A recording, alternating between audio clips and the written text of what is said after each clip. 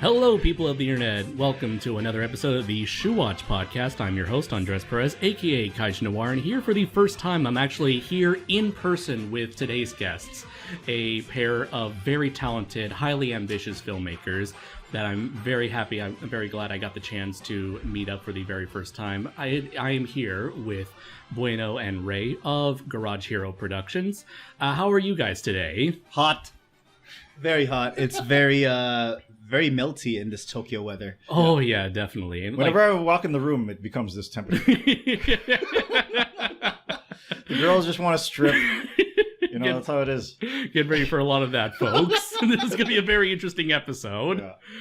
Yeah. To start things off and having you guys introduce yourselves, what is Garage Hero and what are you guys' contributions to this like production team crew thing?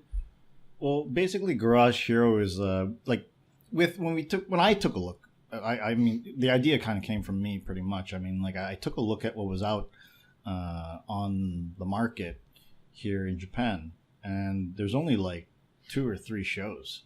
Just Kamen Rider, Ultraman, and Super Sentai. Sometimes Garo will come pop its head every now and then, but there's not really much going on. You know, there's only 4 shows, but like these, and apparently like the fans of these shows are like really hardcore, but just for that show, and so they don't really. If you tell them like if you tell them about something like Changerion, like Shamjerion or something like that, they're not going to know what you're talking about, right? Or like maybe Gavan, they'll know about Gavan or the Metal Heroes stuff.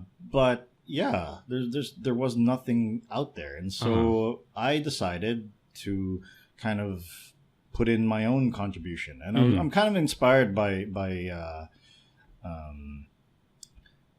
Image Comics. Oh, okay. Like how they make stuff, and it's just, you know, they make what they want to make. Right. Are you talking about like 90s Image Comics or just 90s Image Comics? Okay. Like, but I mean, even until now, they go by that rule. But, true. Yeah. Like for me, you make it, you own it. Yeah, you make it, you own it. It's yours. But like, I actually came to Japan and I wanted to be on Kamen Rider, and I did like a hero show for Kabuto. That was about it. But like I didn't really get to make it on the show. I auditioned for it, but like it fell through, and I was just all like, you know what? I'm not gonna be able to get on this show. It's just, you have to be, first of all, I found that you have to train with Japan Action Club for about maybe 3 years, 4 years, and maybe you'll become an extra. And then for every other acting agency, because I wanted to be a character on the show, every other acting agency, you have to audition for them, and then like maybe you'll become an extra. It's both ways. It's the same thing. You can't transform. You can't become the hero or anything like that. And to top it off, that like there's a prejudice that like if you're not Japanese, you can't. I was going to ask that. I was going to say like do they normally allow they foreigners do, on like, the show? They don't really, like, with the exception of like maybe Fies, where they had what was that, the Chinese guy they had on that? Chinese or Korean dude who was it was a Chinese, a Taiwanese or a Chinese actor. He was Saiga. Maybe with the exception of that guy, there's not really many foreigners that are on the show. There's some guy who's trying to like be the guy who becomes like you know, the first foreigner to transform on the show and stuff like that. But I don't know. I don't think they're gonna let him. I get the feeling that like hopefully, maybe, you know, if he makes it, then, you know, good for that person, but I don't see it happening. Because I do get the feeling like a lot of Japanese media, and I guess that's maybe indicative of the Japanese culture, is like very keen on tradition, like not really changing up like the status quo of things. And that's why I didn't. That's why that's the system, you know, and that's why I just said, this is stupid. So, like, Tokusatsu is not owned by Toei. Yeah, I said their name. Tokusatsu is not owned by Tsuburaya or Toho or definitely not. Or TV Tokyo or anybody else. It's not anyone's thing. It's not, and people think it's just a genre. It's not necessarily just a genre. It's a method. Yeah, it's a method and a way of how you shoot film, how you shoot movies and shows. Yeah, and it doesn't belong to anybody. It belongs to everyone. You know, and I figured, you know what, if they won't let me be Kamen Rider, I might as well just make my own Kamen Rider. You know, I'm just not gonna call it that for obvious reasons. But I'm not. I just decided to make my own, and that was when I first decided to make Gun Caliber. Okay. And how did you get involved with Garage Hero? I'm assuming you're the one, like the brains behind the operation. And so, how did you get involved in Bueno's, sort of dream or passion project? Did we introduce ourselves? No, that was my original question. It's like, what is Garage Hero, and what do you guys do for it? You should have asked. So why don't you introduce yourselves individually? Like. Or should I go? I'll go first, or you go first? You go first. Yeah, I'll go first. Okay, well, I guess I'll tie it in with the answer to your question. Okay. So, I first, what's your name? Well, my name. They don't even know. All right, I said you were Ray. Yeah. So this is Ray, and I work camera for Bueno. I do mostly his action work. I haven't really shot much of the drama work, but mostly the action work. And I've been working with Bueno for it's been about 4 to 5 years almost. 5 years, yeah. So I got introduced to Garage Hero actually. Well, back when I was living in Nagasaki. I lived in Nagasaki when I came here as part of the JET program, and at the time, as with all of us, I was watching Kamen Rider. And because of like online communities, like I remember seeing like, I forget which page was it. They like, new teaser for Gun Caliber is released. And I was like, what's Gun Caliber? Henshin Justice and something. It's probably like Henshin Justice. Yeah. And I was like, dude, this is great. Right. And then so, I think, when I eventually came, I remember watching the full entire movie. I think it was when Bueno had released it on YouTube because Bueno would release Gun Caliber on and off YouTube for a bit. And but when I first came to live in the Tokyo area, we had a mutual friend. Like I didn't know that this was a mutual friend. Like I known this guy ever since I lived back in California. We used to play games together, and this mutual friend, like I noticed he was popping in like Garage Hero movie reviews. Like, what the fuck, Daryl? Do you know Bueno? And so like, I remember one of the times I was talking to Daryl. I was like, "Hey, when's the next time you meet Bueno? I want to meet Gun Caliber." And so the first shoot shouldn't rely on too much there. So basically, like, go meet your heroes. So this is how my first encounter with Bueno was. So Bueno was meeting with Daryl because he was shooting something for the ALS bucket challenge, or the ice bucket challenge, right? Yeah. And so basically, like I just wanted to come and hang out, but then Bueno was just like, "Hey, lift some props or something," He put me to work. I was like, "Oh, I didn't know I was gonna like help out with this." Actually help out with the shoot. I just want to pick up a camera? It's like, can you point it at things? It's like, it's like I was thinking I was just gonna hang out and meet Bueno or whatever, get a burger or something. But here he is like, "Hey, can you do this?" I'm like, okay, sure. Yeah, we don't have time to like hang out and stuff when you're on a shoot. It's like you have to get the shoot done. And then you hang out after. We usually get something to eat after, but like that's when we talked a bit. But like it wasn't until like he started doing camera and stuff with me, and I would hang out. It was like, "Hey, you got some time after this? You want to get something to eat and stuff?" Then we get to know each other a bit better. Okay. Yeah. So that's how it started. It was through the bucket challenge. So if you look at Garage Hero's YouTube channel and you look up the ALS bucket challenge, that was the first day I met Bueno. Okay. So, all right then, and in terms of like the origin... I'm Bueno, by the way. I'm Bueno, by the way, and I'm not from Cali. These guys are from Cali. I'm from Winnipeg, Manitoba. You're the only Canadian in the room. I'm the only Canadian in the room, and it's as cold as hell there. There's nothing there. That's why I moved out to Japan. All right then. So my next question was like, how did you guys, or I am curious why you guys originally came to Japan, or rather, what was the process like of getting adjusted to this whole new environment and culture and surroundings? Well, how long have you been here? I've been 10 years. This is my 10th year. Yeah, okay. I've been here for 13. Okay. So I don't know. Maybe Ray should go first. Well, the way I got into Japan, as with the same way about 80 to 90% of other foreigners do, and that was through teaching English. And a lot of us, myself included, use teaching English as just a means to an end. It's like you come to Japan, the easiest way is teach English, and then that was how I got in. But the reason I came to Japan is because obviously fascinated by pop culture, whether it be anime.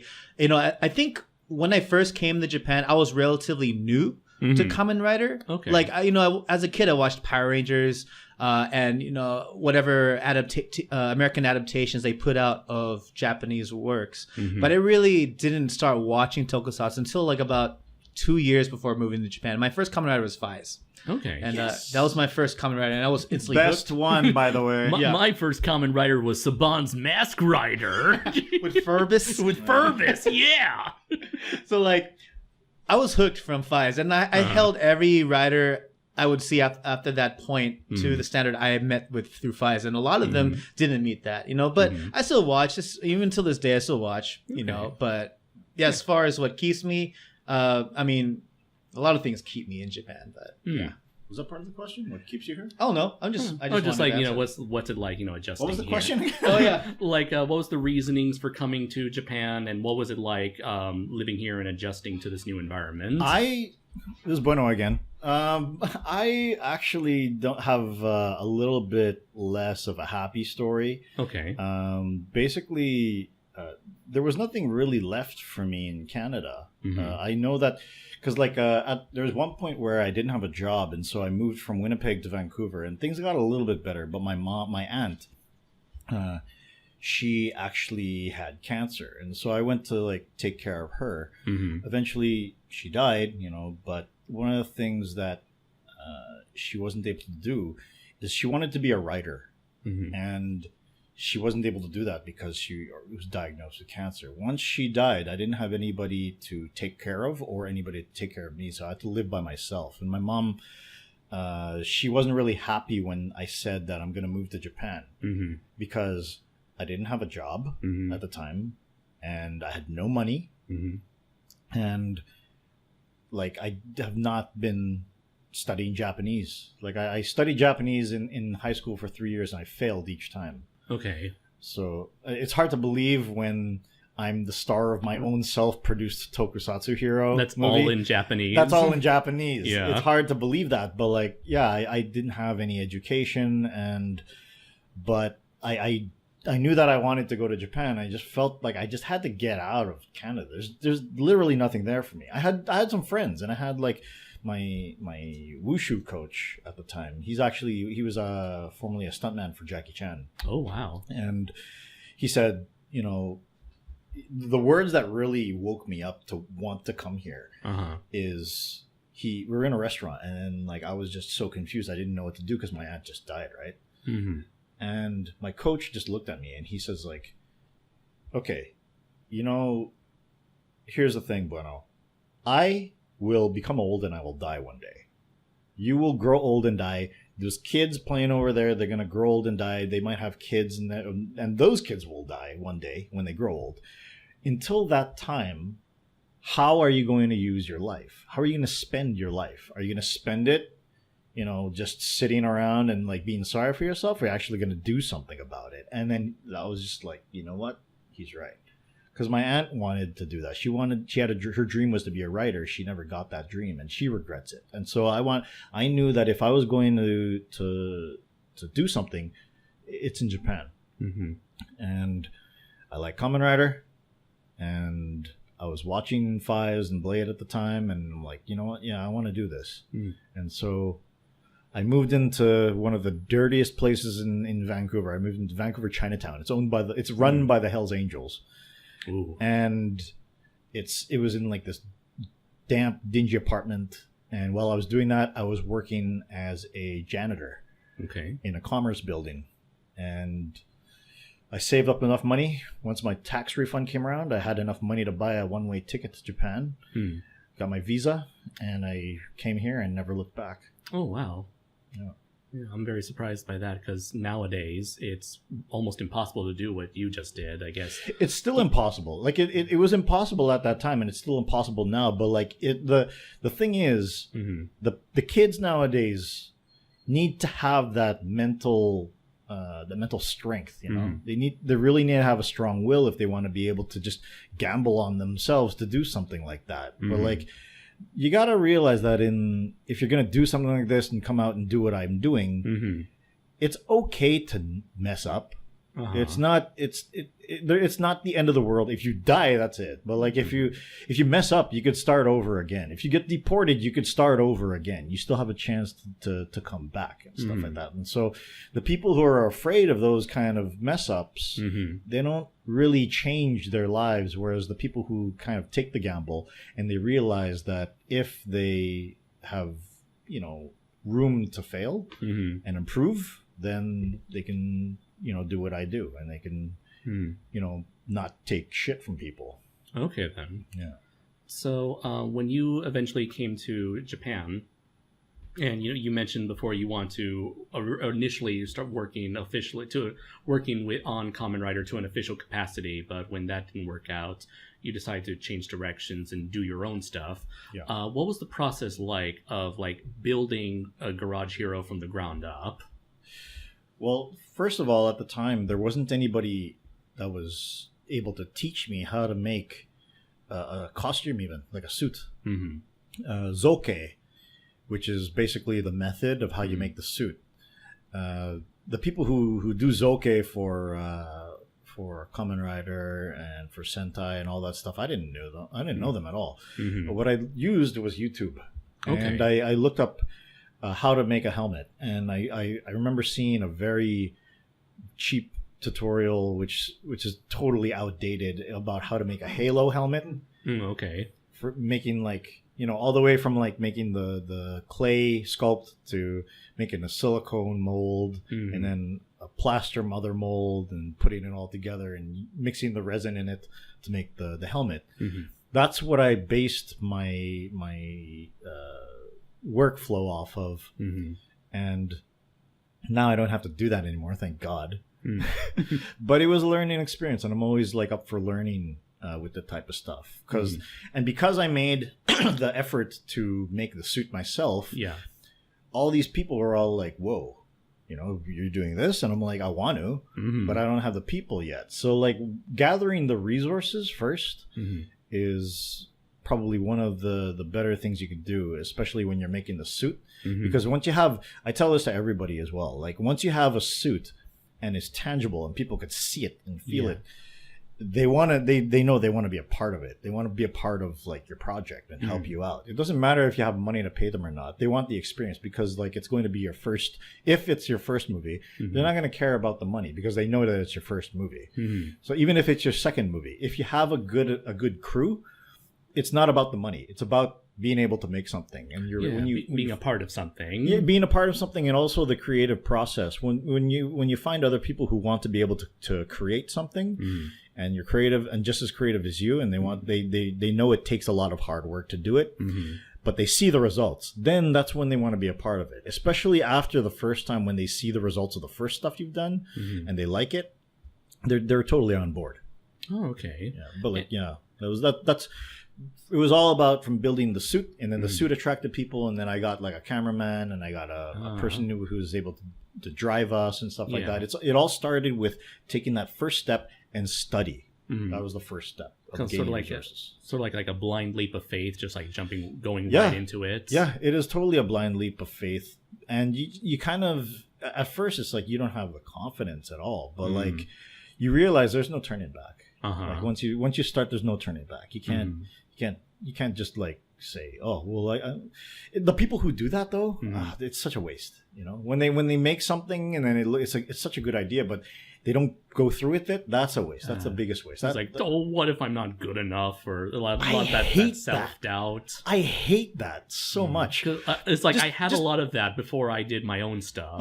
You just do it. Just fuck up. It's going to be shitty no matter what. Your first time is going to be shitty. Just do it. Your first time, your second time, and then you keep on doing it 100 times until you get something that looks good or sounds good. You know, and you can't just bang on yourself just because you messed up once, or like something else happened like this other time. You mess up 100 times, mess up 1,000 times.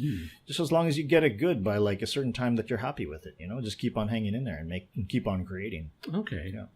And by the time you got yourself a crew for this gun caliber project, were you already referring to your team as Garage Hero by that point? Or Yeah. did that okay. I already came up with Garage Hero as soon as we were starting to shoot gun caliber. Okay. The first time we shot gun caliber was as a mockumentary.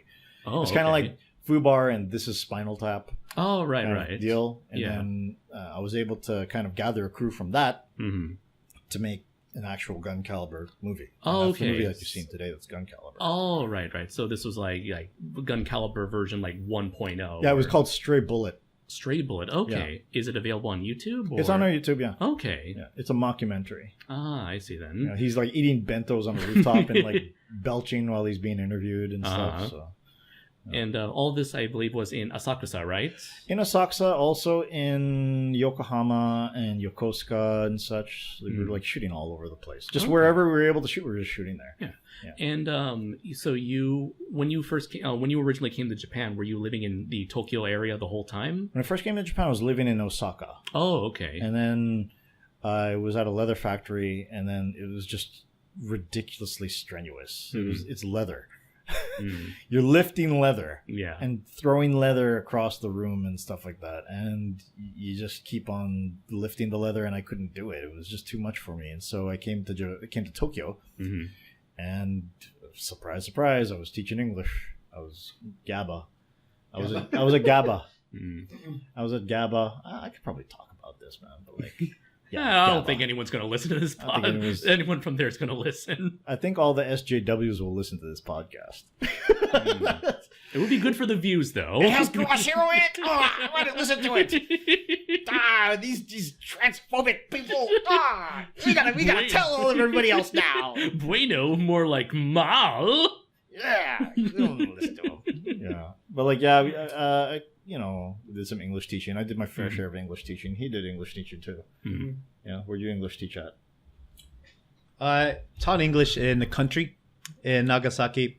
Stayed there a little too long, I felt. Although, I stayed there for 5 years and then came here for I taught English here for about 2 years in Yokohama until I finally got out of the teaching industry. I don't know, for me, one of my biggest first goals was to get out of the teaching industry. That's hard as a foreigner. Yeah, That's really hard. hard. Yeah. Really It's like- hard, man. That's hard. Yeah, it's like I do It's want trying to break out of jail. That's what it's like. Yeah, it's like I feel like if you really need for anyone out there who wants to come and work in Japan and you don't want to be an English teacher, It's not possible. It's impossible. I would say unless you know the language, but you gotta like really Yeah. know the language. Gotta be like extra fluent in it, not just like the way they teach you Japanese in America or Japan. You gotta know like the ins and outs, the super casual style.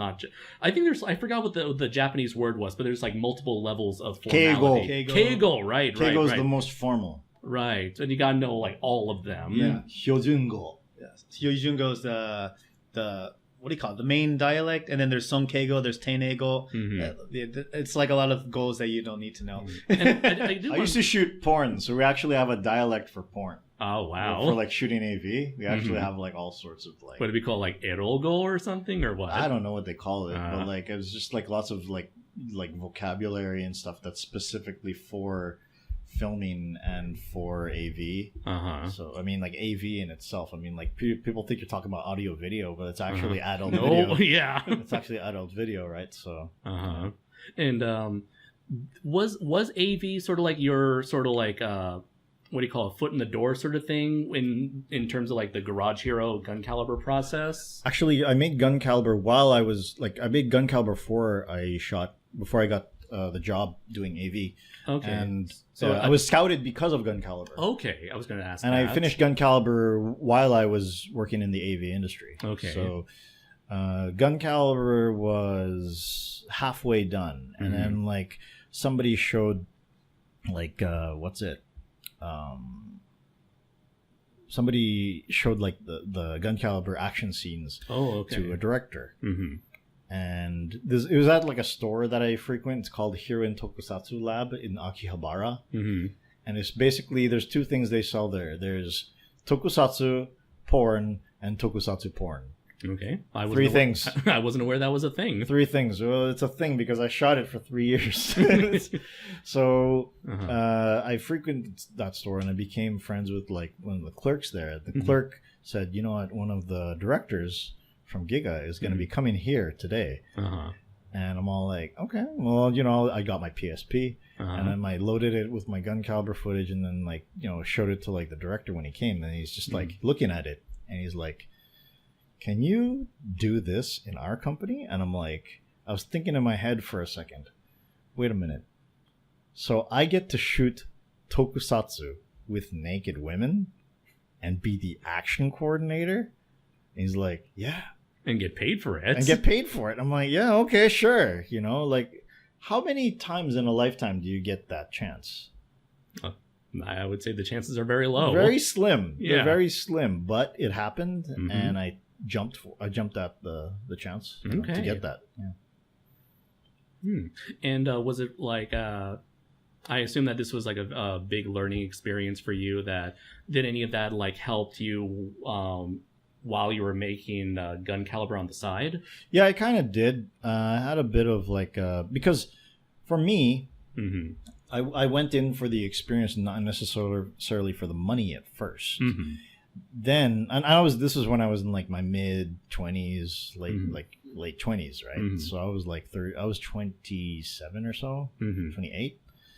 And so at first when I was doing it, I think I was like it was hard because like the way these shoots work is that it's from 7 a.m. to 7 a.m. the next day. It's 24 hours. And you have to shoot the sex scenes, you have to shoot the drama, the action sequences, the still photography, and any green screen materials or effects materials. You have to shoot that within a range of 24 hours. That's just how it is. Okay. And yeah, it was tough. But by the 5th shoot, I was like used to it. I figured like, okay, I need to sleep at this point of the day because I'm not doing action at this point of the day, so I'm going to sleep for 2 hours and stuff. So I became used to it and stuff like that. So you got sort of like a nocturnal internal. It is clock. definitely you have to develop a biological clock when you have that type of shooting regimen. But like I was able to do it, and then I was able to, you know, I did that for 3 years straight. Okay. It's like a 2 to 4 times a month. So I made a couple hundred films. Yeah. And by then, how was your Japanese? My Japanese was still really bad. Oh, and they still gave you that opportunity. They still gave me the opportunity because I was doing the action mainly. But I learned a bit of the lingo for film. Yeah. Through my senpai. When I first came to Tokyo, I studied under these like action schools, the action groups. Oh, okay. Action teams. And so they would teach me like some of the lingo that they used on set. And I taught him some of the lingo. He was like, that's what the great thing about Garage Hero is because the stuff I learned, I teach that to everybody else. Okay. And so like you become the senpai. I become pretty much the teacher to like everybody else because like nobody else knows what I'm talking about. And so when I teach them, then they know what I'm talking about. Then we operate normally. Okay. So anybody new comes in to Garage Hero, it's like, we can't pay you. And they're all like, oh, yeah, sure. But then they learn, they leave with like so much more knowledge. Oh, wow. That was going to be one of my major questions was like, did either of you had any sort of like formal education when it comes to filmmaking before getting into Garage Hero? My formal education was bueno. Okay. Pretty much. It's like, I mean, in college, like I actually studied Japanese in college too. And I remember for like our sensei was pretty freeform when it came to like our final projects, I guess. Just something she tasked us to make anything that showed any and all of the language you've learned up until that point, whether it be as a midterm or as a final project to display every kind of language point that we learned. And some of the things that we made were just like, you know, short movies, like skits and stuff, right? Is that the Oen Gundan thing that you did? Oen Gun. Oh, you saw that one? So on my personal YouTube channel, there are actually a few, like, it's not my actual YouTube channel right now, but on my personal account, which is it's just under my real name, Raymond Darcega. Okay. Right, but my current YouTube channel right now is Eiga Man Ray, but this is not on that channel. It's on. If Okay. you just look up Raymond or saying my full name, you'll The see. reason why he's hiding it. These are college projects. These are just like, we're just make something for fun, guys. Yeah, but, we like this game. You guys. Well, just give Those me an are example the of You're my. making it and you didn't realize that you would leave like a dark history of yourself on the internet. Fine. Can you leave it there just because it brings for me it's like a good taste of nostalgia. It's like, oh, I remember this when I didn't know anything about What's the movie how to about? film. Oh, first of all, like you know the game. What's the full name? It's a music game on the DS back in the day. Oh, yeah. Right? We kind of modeled this project off of that. Yeah. And it's kind of like there's this guy, he's just a loser, right? And Yeah. then so me and like two other guys come in and we were like the Owen, and we cheer him on. Yeah, exactly. And he goes through like different episodes. One episode he's trying to fight off a bully. Another episode he was trying to get a girl. One of those episodes, like the cheer squad doing everything. And one of those episodes actually features a Kabuto belt. Okay. Like, because that was around the time I started getting into Kamen Rider and just knowing what it is. 2006 then. It was about 2006. It was around that. I can't remember exactly. Yeah. 2006, 2007. Yeah, I remember alright. like the first time it came to. I remember the first time it came to Tokyo was 2006, and that was when Kabuto was just starting up. So Okay. I remember that. And so Yeah. you can't arrive 3 years later. I read it in 2009. Okay. There's actually that was actually the first time we did one of these movie-based final projects. But there's actually a second one that we made. It's actually hidden from there. It's on YouTube, but Okay. it's actually private. I could release it and Yeah. have you guys look at it. Please. Oh my god! I can share it on the video right now. So basically, what this movie is called, it's called Hikikomori Jam. And Hikikomori is like those shut-ins that just stay in the room. It's about this guy who used to be a dancer until his girlfriend just disappeared one day. And then so it messed him up. He got trapped in his room, and every time he tries to go out, there's like this demon that confronts him, and they have a dance battle. And he always loses the dance battle, goes back into his room. And this ghost, I played I directed this movie. I was also the bad guy who wearing an Ultraman mask, so it's not me. I don't know, whatever. But none of us knew how to give it dance. away. Yeah, none of us knew or know how to dance. Yeah. We just kind of like copy what we see like on TV and in games, Right. and just we wanted to make like a fun movie. This is a final project. The whole entire movie. There's like seven of us working on this. Yeah. The whole entire the criteria was that for each member in your group you had to contribute about 5 to 10 minutes. So so appropriately our final project was about an hour long. So check this out. So on the way our university did our final presentation, it's like 2 hours and everyone has to present their final presentation. So we decided to go on last at the very last 10 minutes of that 2 hour slot. Guess what? Everyone stayed in another extra hour. I was gonna say, did he put the whole thing on fast forward? No, we played the whole thing.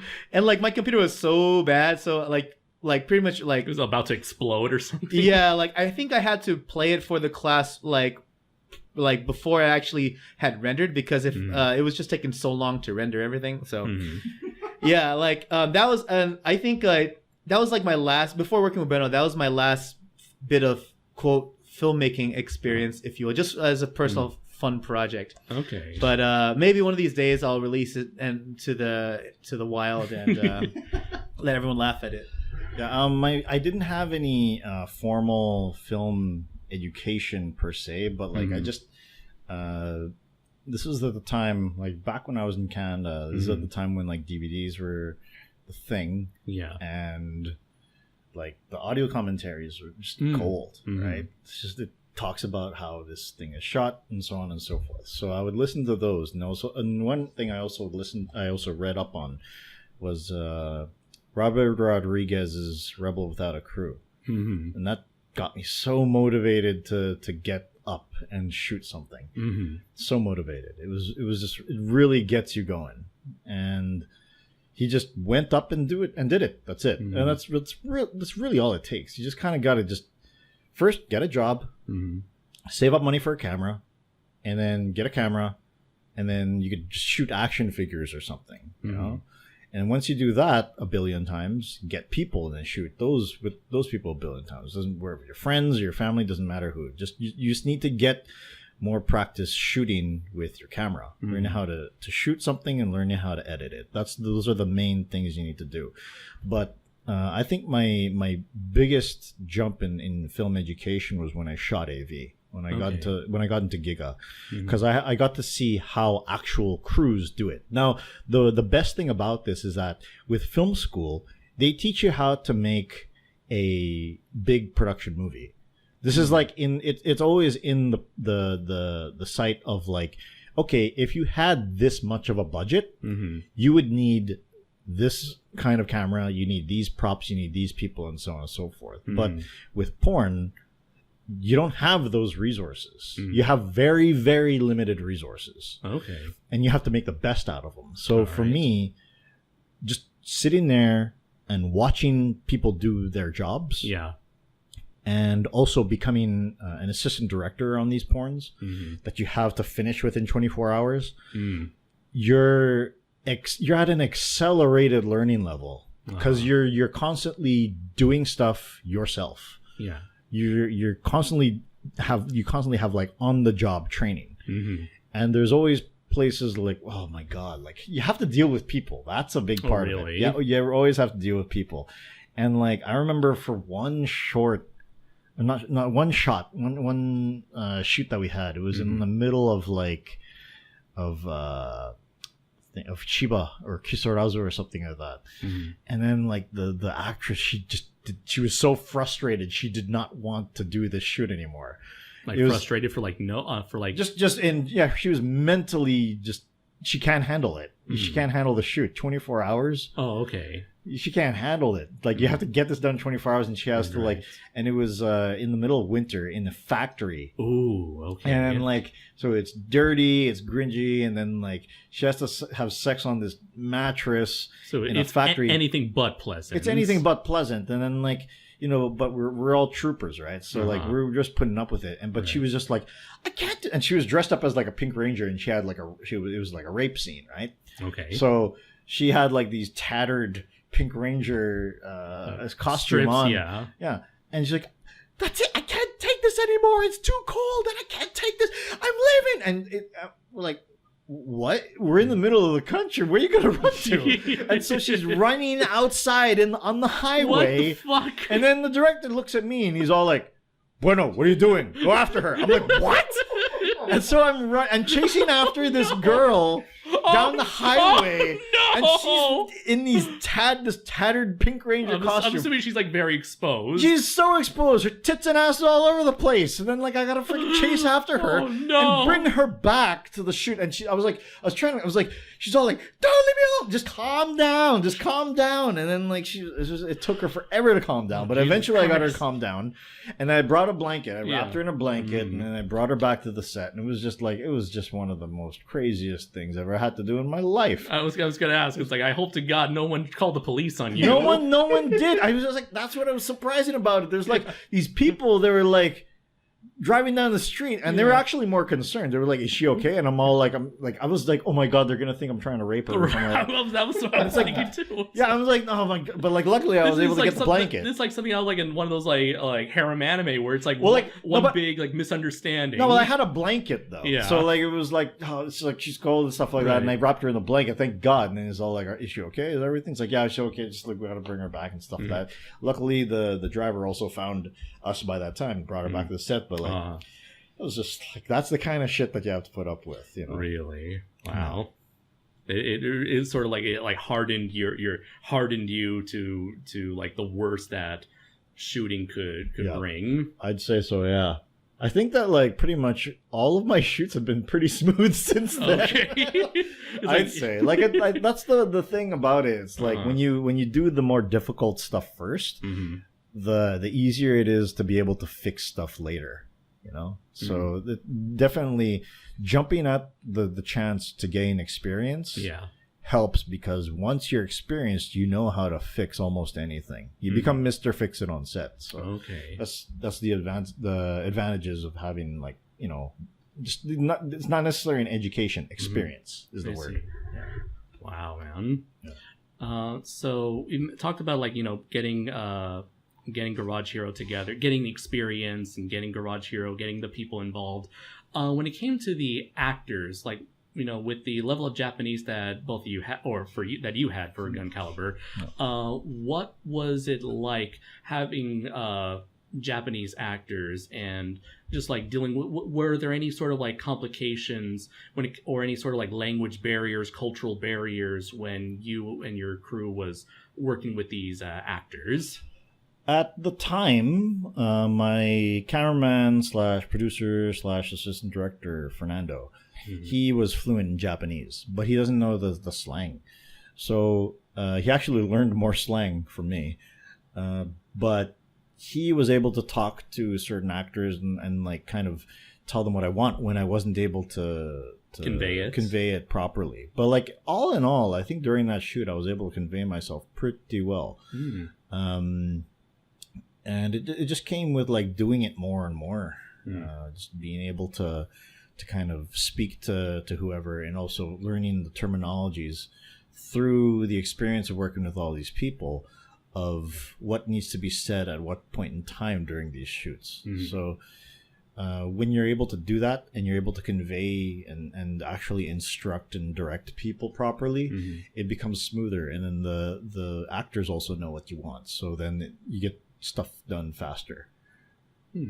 And what was like the casting process like to it's get usually everybody? It's usually through friends of friends or like or stuff like that. Recently I've been talking with more of like, because again, like in Giga I gained resources. I wasn't getting paid enough, so I was figuring, okay, like what can I do to make this job worthwhile? And I just gathered resources, and one of those resources was the actresses, the managers for a lot of the actresses. So I got introduced to a lot of the managers of the AV idols, but I also met like other, like on a commercial I did a commercial and I met these extras. And I'm like, what agency are you in? And then like they said, we're part of this agency. So I talked with the head of that. It's like for anybody who's in an agency, you just got to ask for the contact of the manager or somebody who's responsible, or if that person's free, get their card. You gotta exchange information, exchange your contact info, so that you know where to find the people when you need them. And like that's key. And you gather those resources slowly as you continue making this kind of stuff. That's how it's. I mean, like him and I, like Ray and I, we were just introduced through a friend, Daryl, and Daryl knew people, and then Ray knows people, and he kind of introduced me to a few other people here and there. Like I think there's one guy. Yeah, this one guy, Ice. Was it Ice? Oh, you met Ice the other day. I met this one guy, and I met you.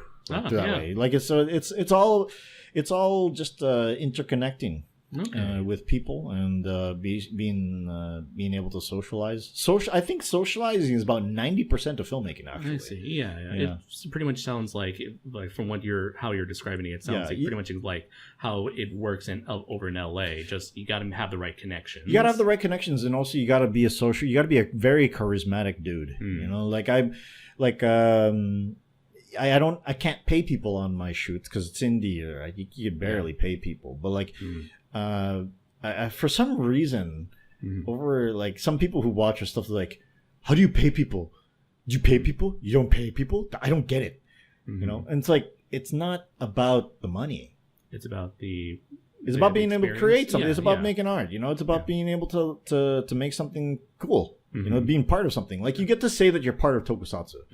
You get to say that you made a Tokusatsu. Yeah, not everybody can say that. Not everybody can say that. And so that's what they don't see, though. You know? That's that they don't look beyond, how am I supposed to take care of my living if I help you? That's how they think.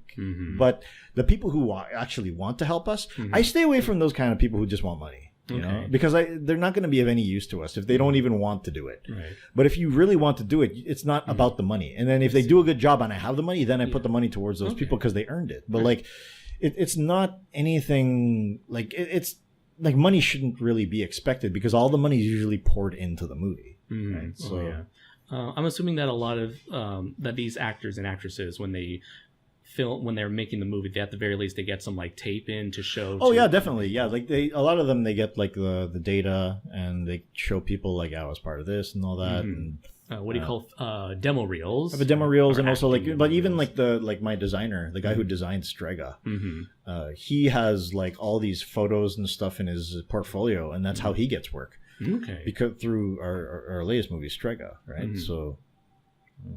And Bueno like he produces demo reels for different actors who want to show off their stunt work. Okay. And I remember there was this one girl, what's her name? Kiki? Is that who it was? Sukezani Kiki. Yeah. If you guys seen Heroes Reborn, she was on that show. I'd never seen Heroes Reborn. I've only seen the first season, but... It's not a good show, but but that video, that demo reel, that action reel got her the job, and it's also thanks to that she's on, like, I think she was on Westworld or something like that, or like she's like getting a lot of work, and it all branched from, you know, meeting me, shooting her demo reel, and then she actually introduced me to her agency's boss, who introduced me to a commercial company, and I shot a commercial, and I got some of the funds for Strega through that. Oh, nice. Okay. So, yeah, it's all about just being sociable and your connections and getting off your ass to network. You know? Oh yeah, I imagine.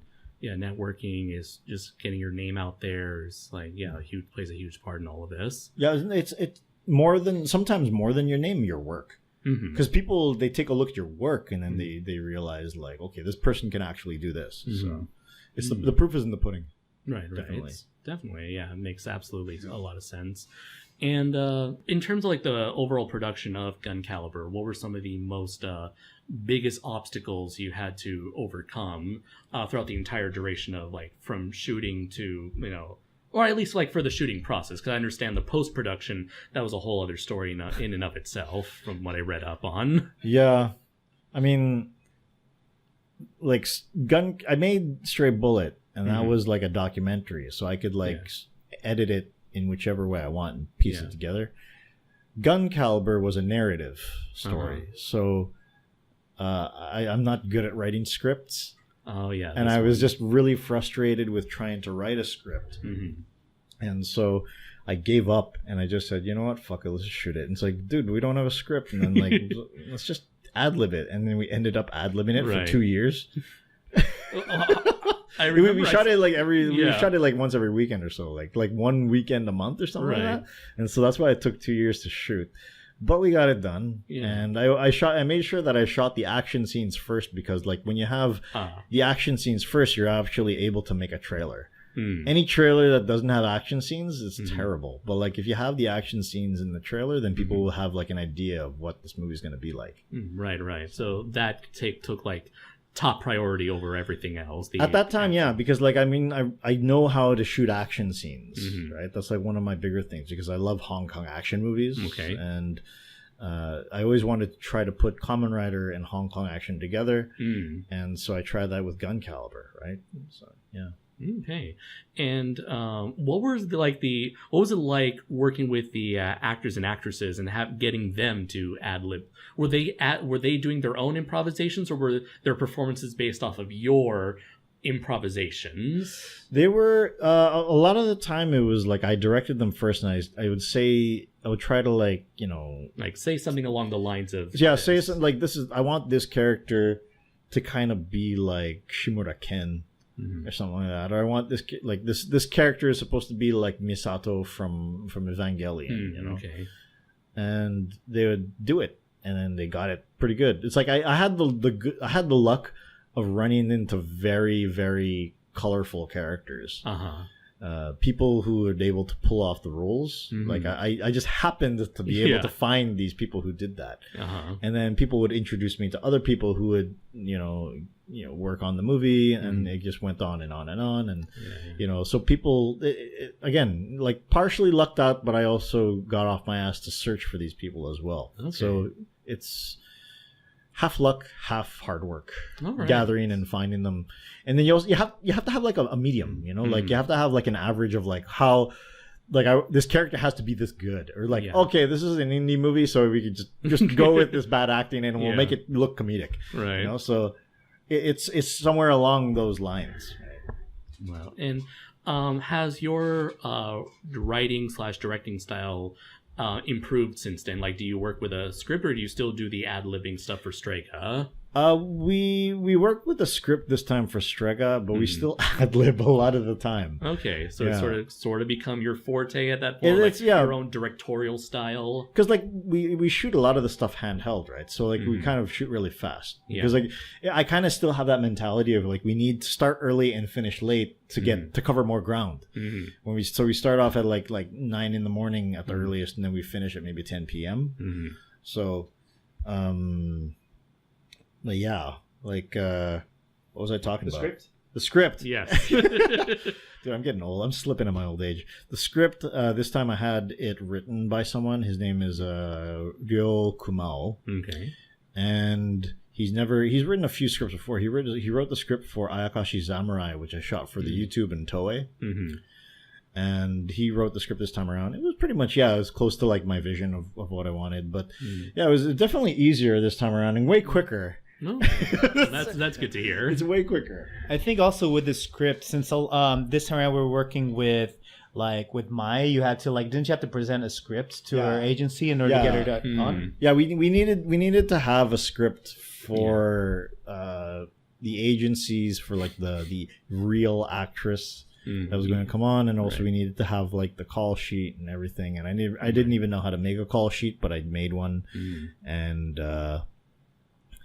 Yeah, like there's sometimes when you're shooting indie, there's sometimes where you got to do this part legit, and then sometimes where you can wing it. So if a notable actress is coming on set and she expects it to be like every other shoot, you got to do it like every other shoot. But once that actress is finished for the day and out of there, you can just shoot how you always shoot, right? It's like you got to have like that versatility of the professionalism and then the time when you can just do it your way. Right. So that's my way of doing it. Doing it both ways. Right. So okay. And with the production stuff, covered, I did want to know from a creative standpoint, what were some of the major influences behind the tone in the story, and what sort of influenced your own style? Because I know like this movie is essentially like a lot of your work is like very entrenched in like just raunchy comedy, and obviously a lot of inspiration taken from Tokusatsu like Kamen Rider. Were there any other like major influences that sort of led to you developing this style of yours? I believe in just grounding it to stuff you know, and for me, the stuff that I know is my brother. He actually passed away, and actually a lot of people don't know this, even though I say it a lot. Soma, the character Strega and Gun Caliber Soma, he's actually based on my late brother, Anthony, and so that's why he's like such a potty mouth, reckless kind of guy, a rebel rousing kind of guy. Because like my brother was like that. He was an indie pro wrestler / bartender / lead vocalist of a rock and roll band. So he acts like that. Right. He's tough shit and he can do anything and everything. Yeah, it's like a mix of like my brother, Hellboy, and like this is before it became hip. The Boys. At that time I was reading The Boys and Herogasm and all that stuff. So I got stuff from there, Watchmen, Mystery Men, all that stuff that has to do with heroes grounded in reality. That's what I was doing with Gun Caliber. I remember before recording, we talked a little bit about that. Yeah, like the idea of just taking these larger-than-life characters and putting them in a not-so-larger-than-life setting. Exactly. Like, how many days of the week do you see a superhero doing their groceries or laundry? You don't really see that much. That's what makes it funny. Yeah. These superheroes doing normal things. That's what makes it appealing, and why people take a look at it and they can chuckle. I see. And, it's even more fun when you shoot them, because I remember shooting like a scene. We were at a 7-Eleven and Bueno was in full Striker costume. He was shooting something for a trailer, and he went into the porn magazine section. I think I may have remembered this trailer. And then he bought it. Like he bought the mag, and then I think it was like we weren't the only ones in this conveni.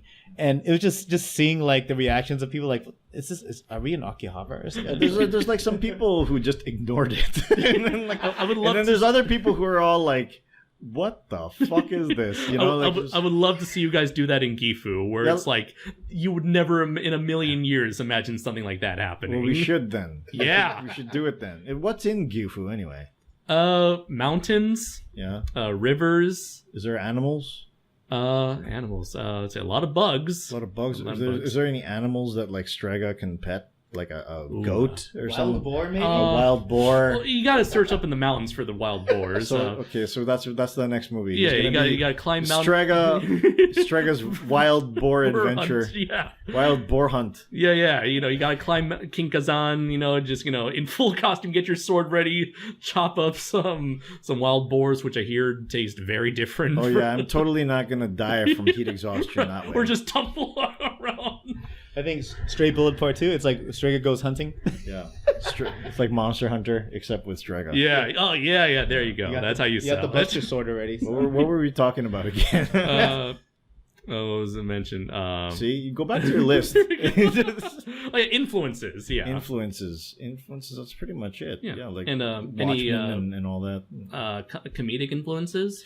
Comedic influences, I'm a big fan of this one Japanese comedian, Shimura Ken. Mm-hmm. He's kind of like the Benny Hill of Japan. I like Benny Hill too, but also a major one is Eastbound and Down. Mm-hmm. I love that show. Trailer Park Boys as well. Those two shows are kind of like influences for a lot of the stuff that we shoot in terms of comedy wise. That's why like a lot of the action and the settings is Japanese, but the comedy we use for Gun Caliber and Strega, it's a mix between Western jokes and Japanese jokes. Okay, yeah. That's why like there's some jokes that people don't get at all, but then like when there's some jokes that people read, they chuckle. Right. They laugh at. But like it's you kind of got to look for where each joke is and what each joke in the setting where it's set. Yeah. I noticed that when I was watching, whenever I watch Gun Caliber, I've noticed that it's like there are points where it feels very Japanese, especially with a lot of like physical humor. Everything feels very over the top, cartoony, and then I feel like the Western comedy comes in, especially when it gets very dialogue heavy. Yeah. That's like just what I wanted to do, because like there's you gotta have. I believe in a lot of the time when I shoot anything, I believe in having kind of a balance. Mm-hmm. Some people think it's like this is too imbalanced, but like for me, it's just my balance. It's just like how I see it as balanced. Oh yeah. So if there's too much sex, if there's too much violence, if there's too much, really terrible jokes, for me, that's usually balanced. Yeah. At the end of the day, it's all subjective. Yeah. At the end of the day, I think whether it be, Koichi Sakamoto or freaking, what's that Ghibli guy? Miyazaki? Yeah, Hayao Miyazaki or me, I think at the end of the day, in about maybe 10 years' time, each and every one of our movies will be in the same bargain bin bucket. It's going to be, they're all going to be in the same bargain bin. It's the same thing as like with hip hop and DJs. They sample all these records, but then when they make those records, in a couple of years, those records are going to be in the same bargain bin. They all end up in the same place. So it doesn't really matter. What am I talking about again? Balance. Yes. So it doesn't really matter, but like if something is over this and something it just ends up in the same place, like eventually. Right. And when you were talking about like the blending of like American or Western and Japanese influences or elements, that led to my next question. What that is like when you were making these movies, even like to this day with Strega, do you have a particular audience in mind? It's like, would you make these with like an idea that I'm making this for a mostly Western or mostly Japanese audience? I just make it for anybody who wants to watch it, man. Okay. Like, I just want to make it for anybody who wants to watch it, and just like, even for the kids, I doubt that. Like, there's probably some like very, very interesting parenting at going on. At Yubari, there was one child actress. She's like 12 years old, and she enjoyed the movie. I don't know why her dad took her to that. Oh, this was at the festival. It was at the festival, and she thought it was funny. But like, I was like, but I just want to make it. Actually, if I made this particularly for the Tokusatsu fandom, it's not gonna sell. It's not. And they're probably going to be all like, It's not going to sell anyway because it's misogynist and homophobic and transphobic. and all this stuff. But like, it's made for a general audience. That's why there's so many like jokes and why there's all the sex jokes and all that stuff and the gore, because each time people take a look at Tokusatsu, it's all like, this is stupid. You know, the normal average person, oh, there's Power Rangers. This is for kids. This is kids Power Rangers, and that's why I decided to go a different route and just make something different. Because like, if you want to have that Tokusatsu, it's already on the fucking TV. Yeah. You don't. Why should I make something that's already on TV? It makes no fucking sense. I don't want to do that. Right. So when people tell me like, you should take out the porn and the violence, and you should I dare you to make a kids show. How about I dare you to make it and see if that's successful? I mean, like, to be honest, I don't really mind too much if this isn't successful. I just want to make the kind of Tokusatsu that I want to make. I want to make a Tokusatsu without people telling me how to make it, and I've done just that. Right, we do that each and every time we shoot, and that's what's great about it. And like if they want to demand something, then they should really just do it themselves. Like they should. If we can do it, you can do it too. Oh, yeah, absolutely. With that, I do want to mention, what was the post-production like? Because I think I remember reading up, you mentioned that a big part of what kept it for the production going for like another 2 years, I think, was you were with Gun Caliber or Striker? Gun Caliber, sorry, was the soundtrack was trying like the right person for that. Yeah. And how did you meet the person who would end up like completing the soundtrack? Terasawa Koichi Terasawa, member of the bassist of Rider Chips. I met him actually when I first came to Tokyo. Oh wow! I met him at Tokyo Dome. And I knew him ever since then. And then I just called him up. I was like, you know what? Let's just try this. So I called him up, like, would you be interested in doing a song for this? He's like, he watched it. And he saw me dress up as Gun Caliber with these naked women. And he's just like, yeah, sure. So he did it.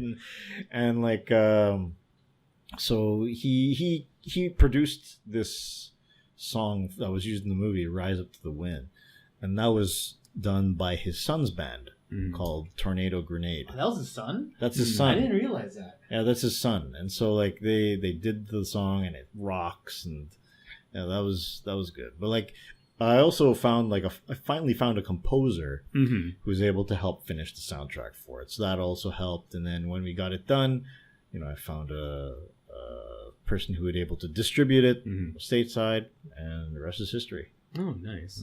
And so you mentioned like finding the distributor. It was SRS, yes. And having bought the Blu-ray copy of your movie, I've noticed that looking at all the entire library, because I'm not sure what's on the DVD, but on the Blu-ray there's like 20, 30 trailers that come before the movie, and it feels like very like the new age of very low budget, kind of like the stuff back in like the 80s, 90s when just everyone was releasing movies on VHS. Straight to VHS. Yeah, like was it like Full Moon or Troma or whatever? Troma, Full Moon Productions, Canon Films. Yeah, this felt like SRS kind of felt like the new age version of that. It's kind of like that. It's like lots of Grand House shock films and stuff like that. And then when I was just kind of just giving cold emails to like all these places, and then I got a few mails back from like some of these distributors, but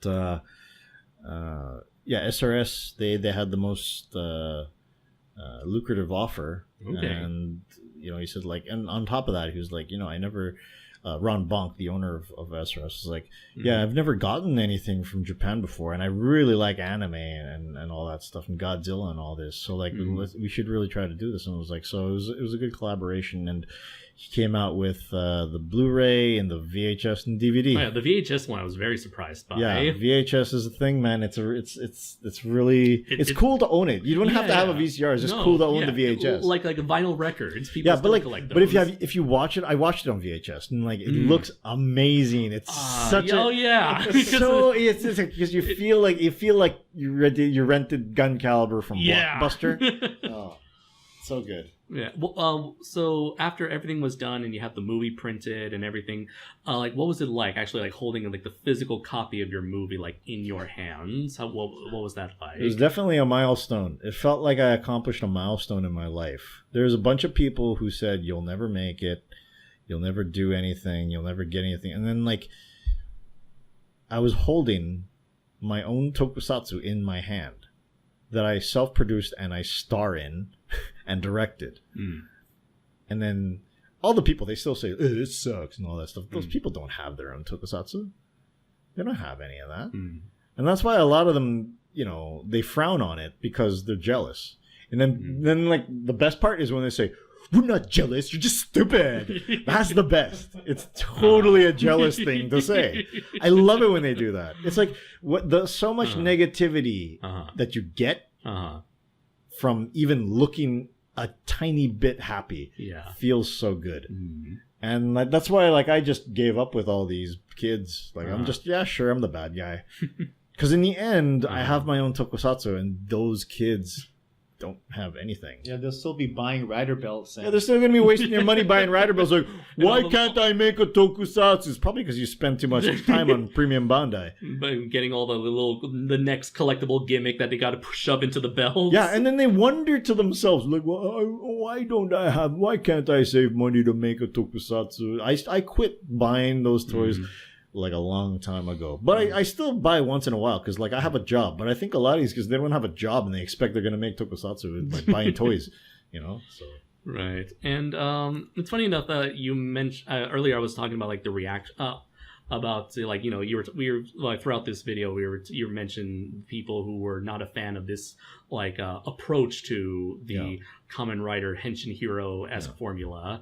I did want to share that before coming to Tokyo, I told some of my adult students that I was going to meet you guys and show them that. Yeah, they're just freaked out. Like, why you got to talk to those guys? They were actually intrigued. Because, really? Yeah, because like for many of them, these are people who, you know, I live in Gifu in the countryside. You know, no one ever does anything that's like entertainment or well, they gotta have like a local hero there in Gifu, don't they? No, not really. Really? It's like nothing's ever creative. It's all boring, like office desk job stuff. It's like everybody in Gifu is raised to believe that all you can ever do in life is Gifu.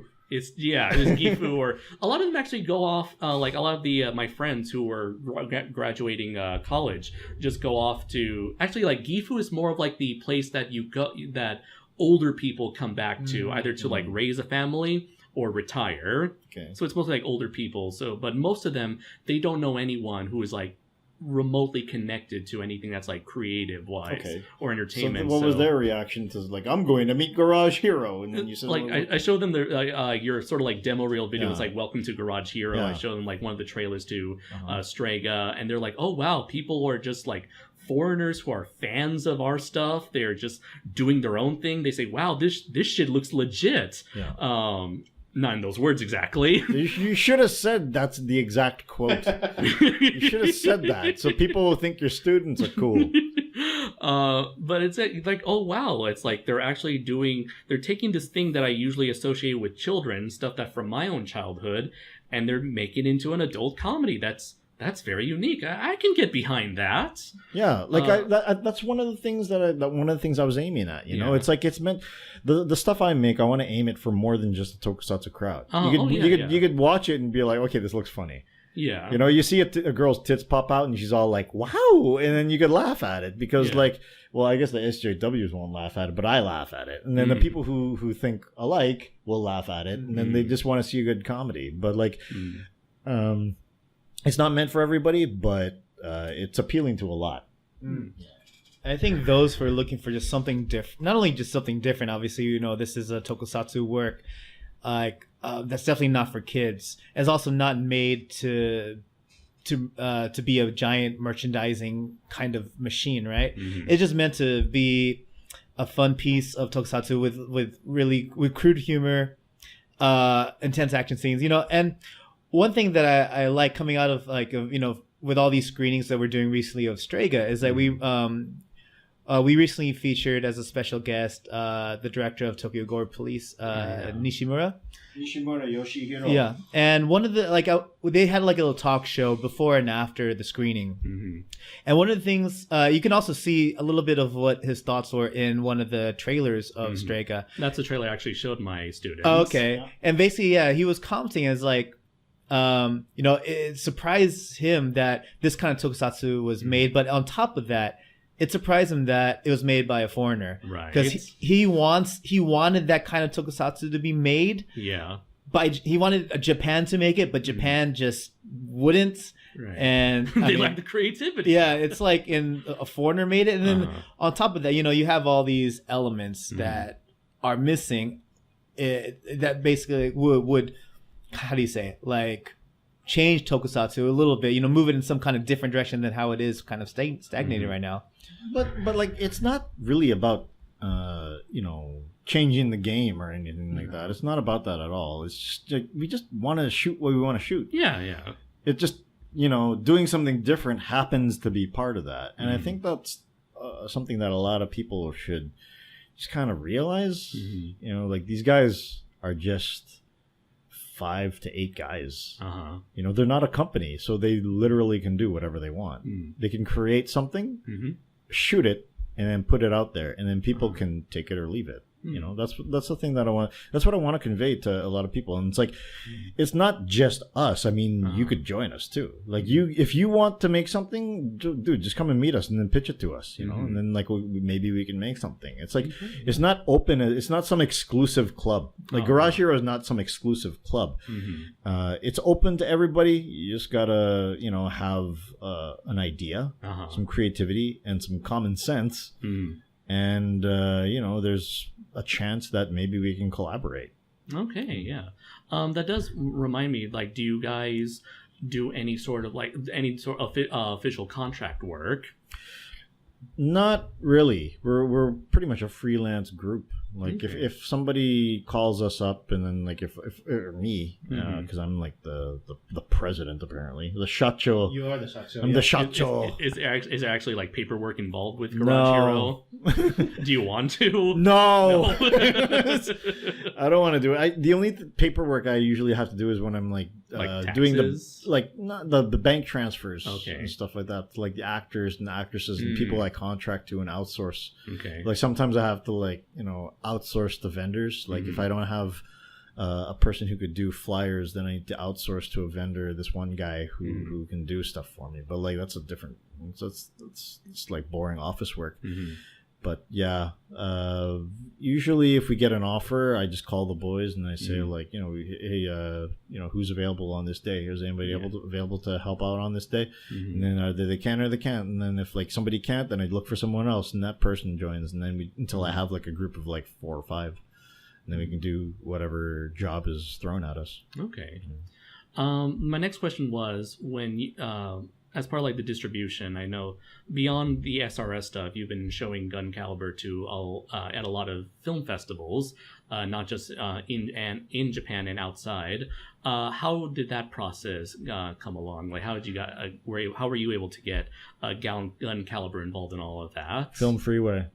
What is Film that? Freeway is this website that has it's connected to a lot of film festivals around the world, and so I submitted on there.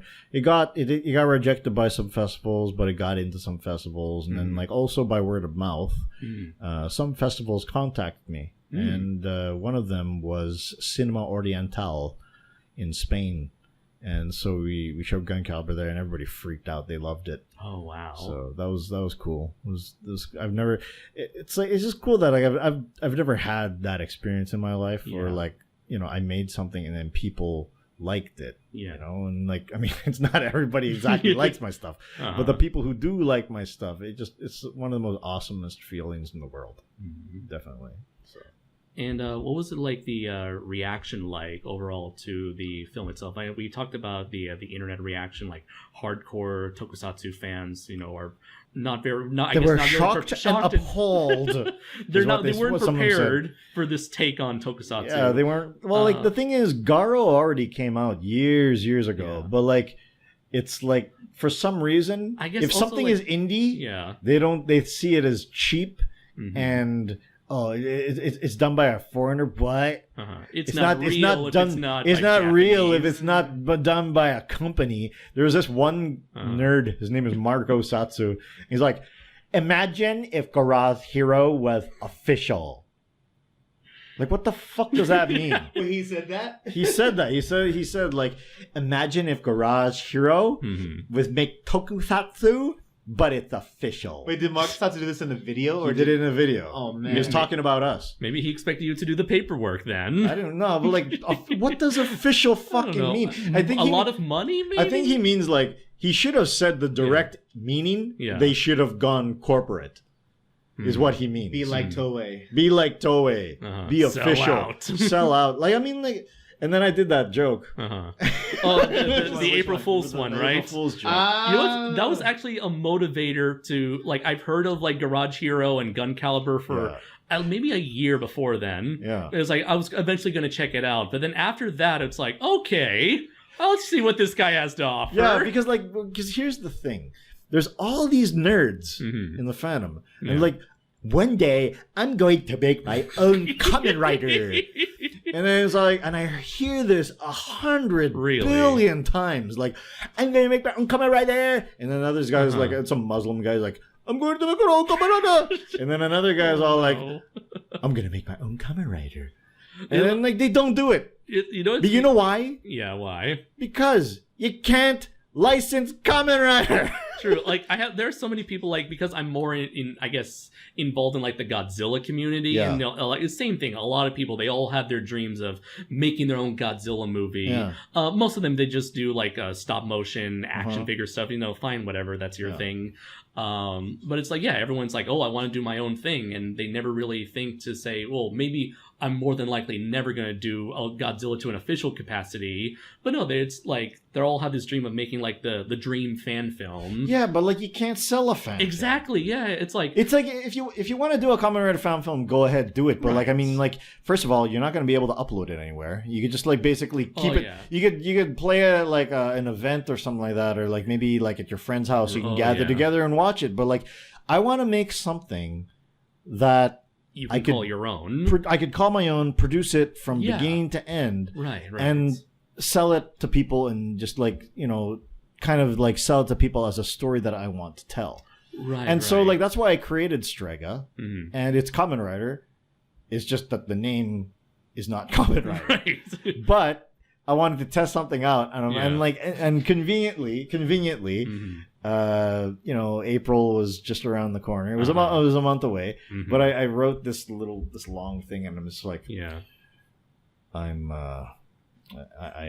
regretful to say that I will not be part of Strega anymore. A lot of people might be disappointed in this, but you know, and Strega means a lot to me, but I've decided to sell the rights to it to Toei, and I've talked with Shirakura himself, and he's given me this very lucrative offer in which they're basically going to make a franchise out of it, and you know, I'm really looking forward to it, and I hope you guys will too. And then it was like half and half, right? And I knew that if Kamen Rider was in the title, and they see this picture of this superhero, they're gonna be like, guys, this is the next Kamen Rider.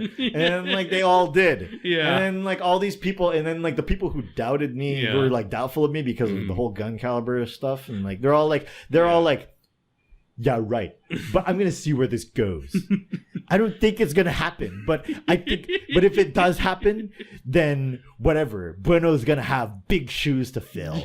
And like, you know, a lot of, so like, I was aiming, but the people I was aiming for is the people who saw it and they liked what they saw, and then after the joke, they didn't care what the name was. They just thought that it's cool, it's funny, and you know, badass. You know, those are the people those people actually stuck around, and that's why it's a really, really slimy way of partitioning you know, your fandom. But the people who do like it, they're the people who stick around. Those are the true fans. Those are the true fans who actually want to see it done. Yeah, yeah.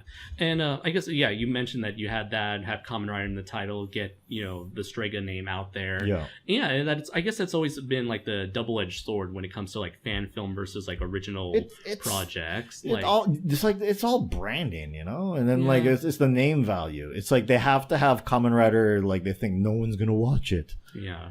And no. You have to make something good or no one will watch it. That's the point. Yeah. It's not going to be your own. Kamen Rider will never be yours. Mm-hmm. It's owned by a bunch of companies. It's owned by ADK, Toei, Bandai, and TV Asahi. That's who it's owned by. That's who it's run by. It's owned by. Those are the people who produce it, make it what it is.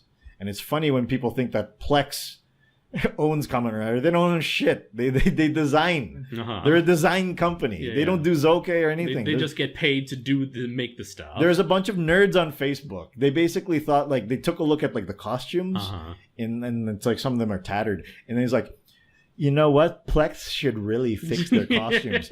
They don't fix shit. They design and make toys. Zoke is done by Rainbow and Blendmaster. That's like one thing that like.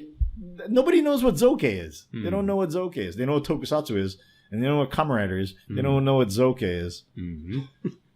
Going back to again, so this is that we again mentioning a lot of the online reaction. What has the reaction been like at like the festivals themselves, and especially from like the Japanese audiences that watch it? I'm very curious to know what they think of a foreigner's sort of interpretation of something from their own culture. At Yubari, we had a full house. There's actually people standing watching it. And they laughed where I wanted them to laugh. They clapped where I wanted them to clap, and then they went whoa whenever a fight scene came up. So, it was a really, really good reaction. What about the reactions from Shibuya and Shinjuku? You remember? Yeah. So the reactions to Strega, like I think, because it was a smaller audience. I think with a smaller audience, people are much more hesitant to make noise, but like who were really into it. There were like several people who were just like they just couldn't hold in their excitement. Like I remember at each of the screenings that we've had so far, there was like super fans who just love Tokusatsu, but they also love this direction that Strega was going. You can see, and I think like who appreciated it. Who was really into it. I think the majority of the reactions were definitely positive. Like I think everyone was like, there wasn't anyone who was like asleep or anything like that, who was like or whatever. I think everyone enjoyed it. Yeah, like the last screening in Kabukicho, Mark Musashi came there, and he was just like, "Dude, that was awesome." Because he actually kind of mentored me about like stuff when I first came to Tokyo, and then he said like, "Yeah, you better do what you want to do because you're only gonna get older, and you're just not gonna be able to do it when you get too old." So he watched Strega, and he was like, "Okay, that was just totally different from everything else I've either worked on or seen." So like that was hilarious, and it was so funny, and your jokes were just placed in the right places. The action was hot, and it was awesome. So that was super cool to hear that from him. I'm very happy to hear that, man. Yeah. He was Kodama in Garo, and also he was the Duke in Cutie Honey the Live Duke. What's his name? I can't remember the character's name, but I remember he was like the first. The Duke. He always says shit. Yeah. That's his thing. So, yeah. And did he have anyone like associated with Kamen Rider who praised your film or gave their thoughts on Gun Calibur or Strega? Not yet. But I showed a bit of the trailer to Takaiwa Seiji for Strega, and he was he was all like, "That is super funny." And who was he? He's the guy who's been in the Kamen Rider suit for the past 20 years. Oh, right, yeah. Well, excluding Kuga and Hibiki, he was everyone from Agito up until Gio. He's actually retiring. So, but he's not retiring just yet. But right. he's getting a little bit older. So for Kamen Rider 01, his Kohai is going to be taking over. Oh so. wow! I was gonna say in one of the trailers from Yubari, wasn't there like a Kamen Rider that Kamen Rider commented? Oh Blade? yeah, like from Kamen Rider Blade. Yeah. Glaive, Glaive, Kuroda Yuki. He watched the movie and he was just like, yeah, about maybe 70% of the movie was a little weird, but 30% was awesome. And it's like, okay, what was the 30%? But he liked it. Yeah, like he liked it, and he was definitely like, yeah, when you make something else without the, without the sex, like the gore. Well, maybe the gore is okay, but like without the sex and the dick and fart jokes, then by all means, let's shoot something. And I'm all like, okay, cool. So we're thinking of like. I don't want to just be like a one-trick pony. I just wanted to make something different at first to see if I could do it or not. Right. But I'm thinking next maybe I'll make something a little more PG or general audience. Okay, so, yeah, that'd be interesting to see. Yeah. So now that we've sort of like covered the entire like sort of history of Gun Caliber, did you guys do any sort of projects in between the end of Gun Caliber and the start of Strega?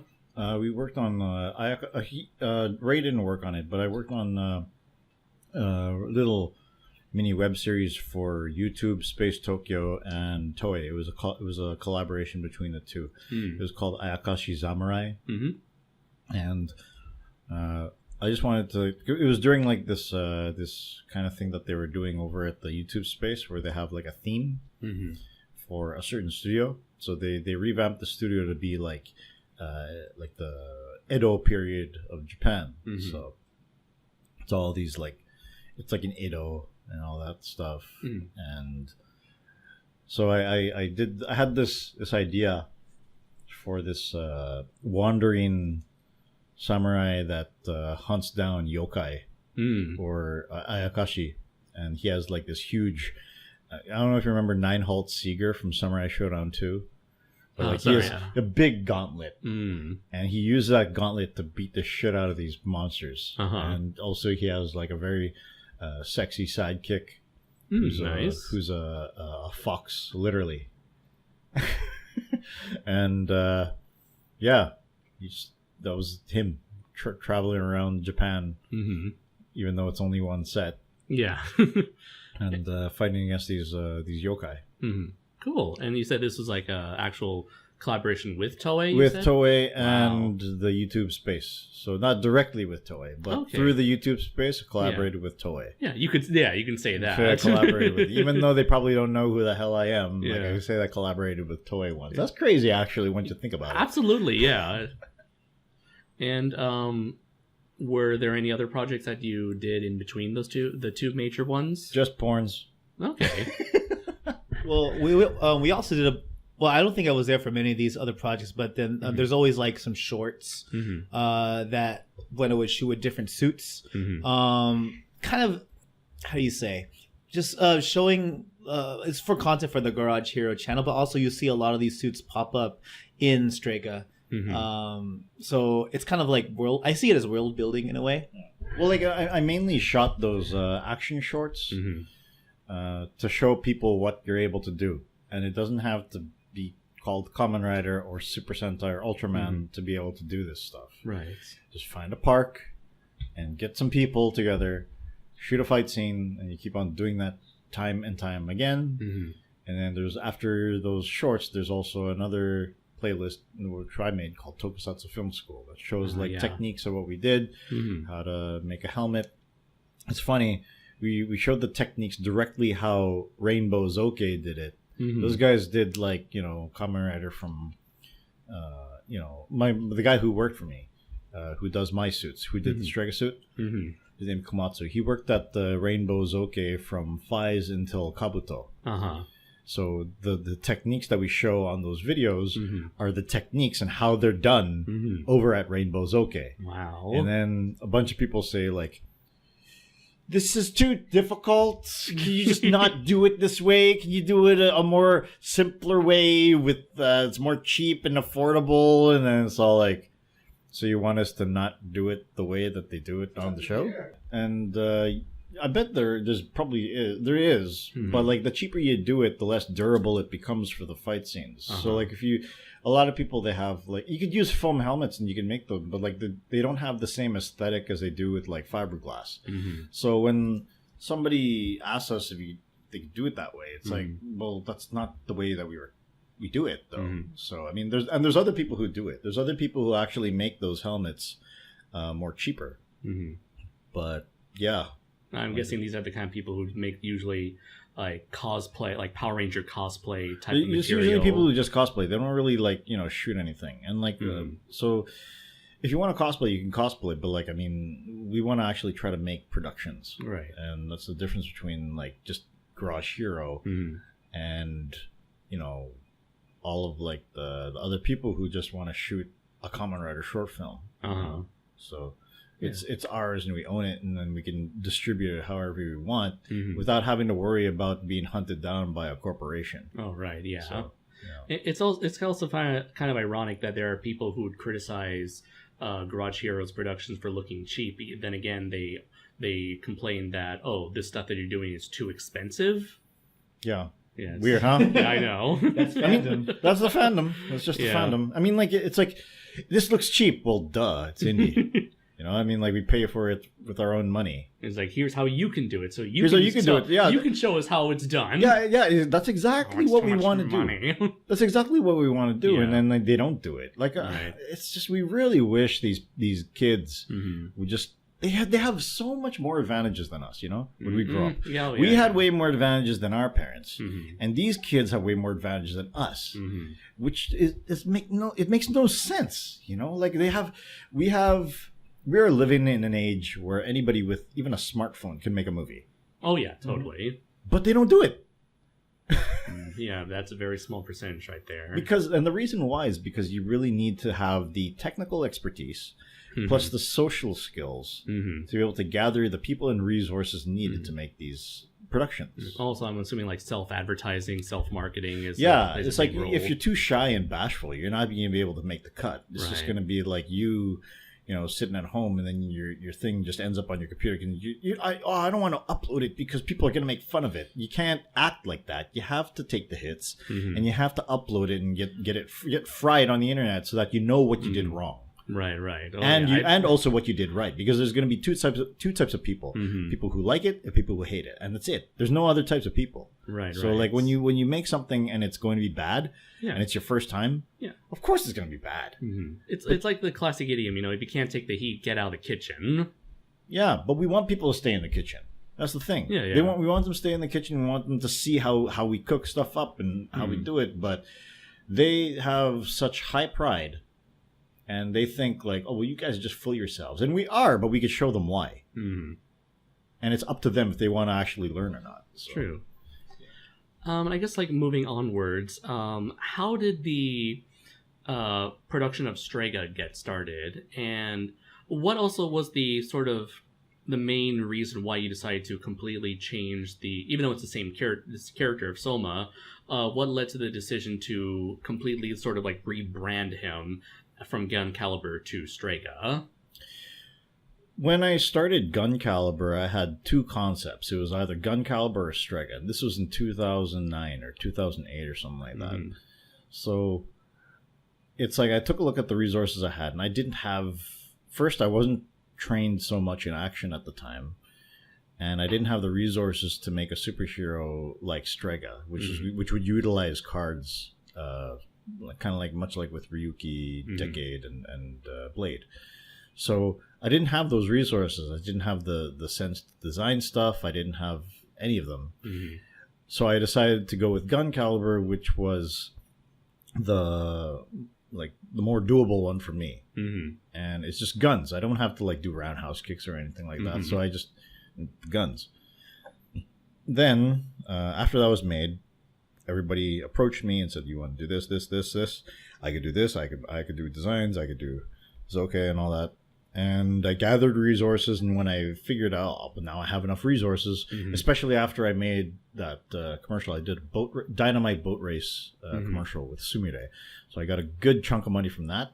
And as soon as I got that, I was just like, okay, I go to Komatsu, the Zoke guy, Yeah. and I give him the money. I'm like, I want to make this. And I just like, I got like the well. First, here's like the order in which we do things at Garage Hero. First, if we're going to make a superhero show or movie, first thing you start off with is the design. And so I have a guy, his name's Go, and he handles the designs for me. He's in Malaysia or Singapore or wherever, Kuching, and I get him to design something for me.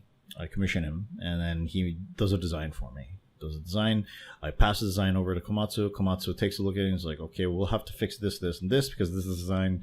I can't really make it 100% accurate to the design because we're going to need mobility. So he's been doing this stuff for decades now, and he knows what is doable and not doable on a suit. He knows what could you get away with cosplay and what you can get away with for action. And so I wanted to have this suit be durable enough for the action, but be as cost efficient as cosplay. And so he is able to kind of mix it in between those two. And he did it. And so I had my suit, and then I showed it around to people, and people are like, okay, I want to shoot this. And then we, Ray and I, that's when we started doing the crowdfunding video. You got to make that pitch video. You got to make that pitch video, and you got to have those incentives for people to want to put money into it.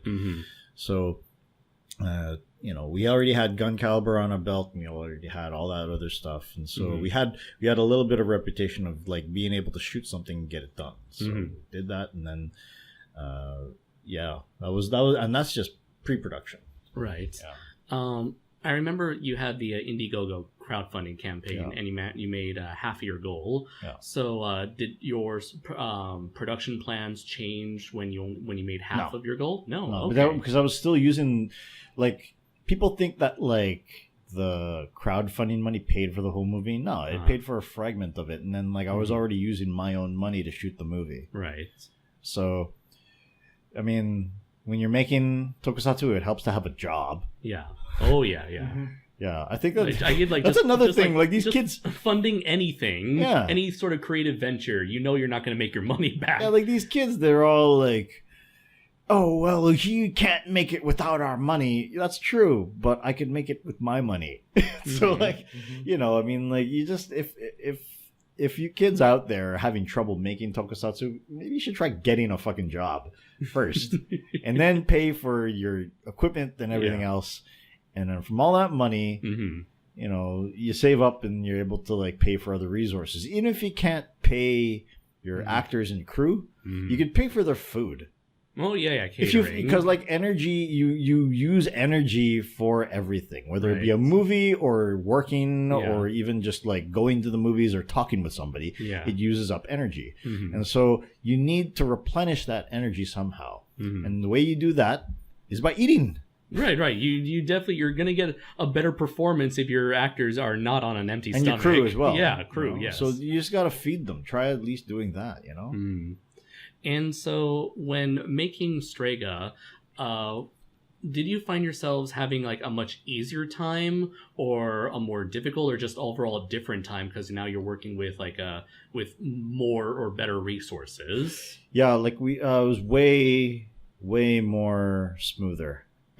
This because like again we spent the last how many years I personally I spent the last decade just shooting porns and learning what works and what doesn't, and I applied that to shooting Strega. And then so we had all these resources, and then also Ray, he had like a bit more knowledge about how to handle a lot of this stuff, so he was able to like kind of if I said shoot something this way, he would be able to do it, right? Yeah, I think a lot of that came because I helped Bueno shoot a few of his shorts before Strega. Like actually one of the projects that we were working on, which is unfinished to this day, is this local hero for Asakusa called Hayate. And I was helping with a few of those shoots, and I think eventually it was never completed because there were a few other projects that came up, and of course planning for Strega. But it's because of these opportunities beforehand, just training how to use the ZAC-D, the camera that we use, like getting familiar with how to do the settings, how each of the options work, that made shooting for Strega a lot easier, a lot smoother, because he's got the practice ahead of time. So like again, experience. Yeah. Okay. And so now that like, how much time did it take, or how much time did it take to complete Strega in comparison to Gun Caliber? Because Gun Caliber took over 2 years. This took 30 days. Wow. Okay. But it was 30 days over a span of 2 years though. Okay. So it's way quicker. I think like it seems also that even though it took the same span of time, I think because of everything we've learned, we're to pack in a lot more, be more efficient in each of those days of shooting over these 2 years. So there's definitely a lot more content, a lot more material in Strega as compared to Gun Caliber. Yeah, it's way more refined and polished. Okay. Yeah, as compared to Strega or compared to Gun Caliber. And now that the film is completed, it's already made a few appearances at several film festivals. And do you still have that same sort of partnership going on with SRS?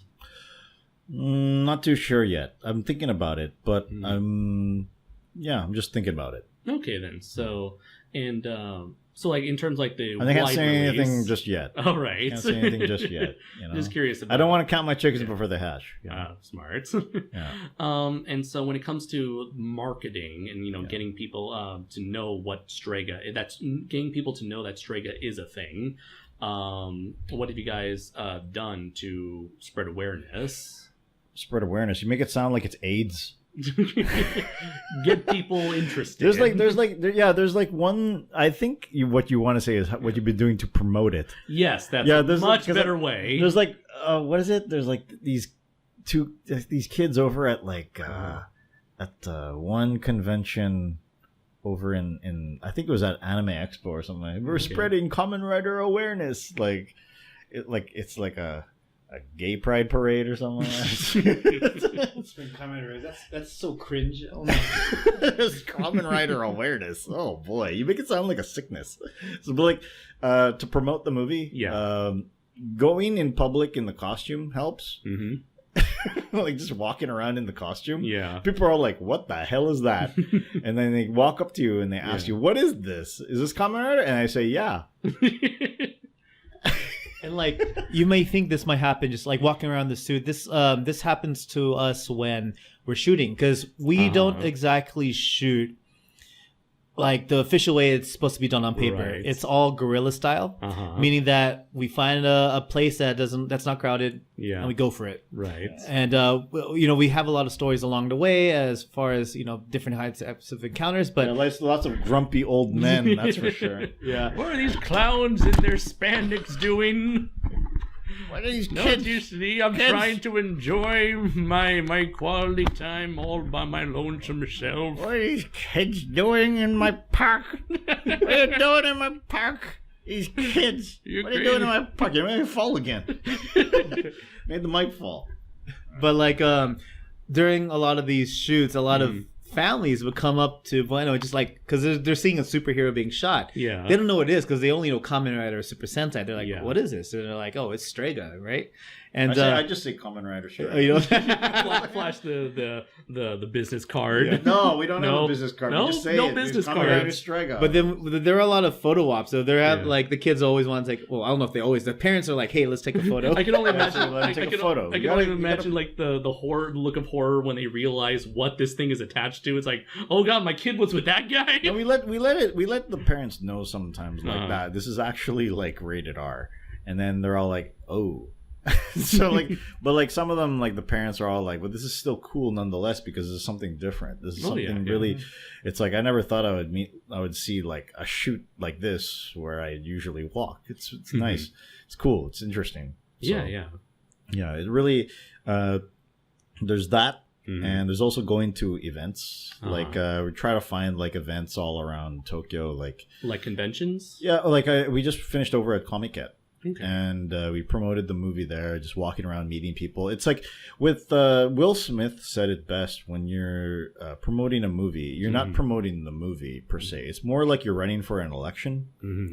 And so you're just meeting people, talking with them, and getting to know them, and like letting them know who you are, what you do, and where you do it. And then when you walk around, you meet more people, they're interested, and because like they actually meet you.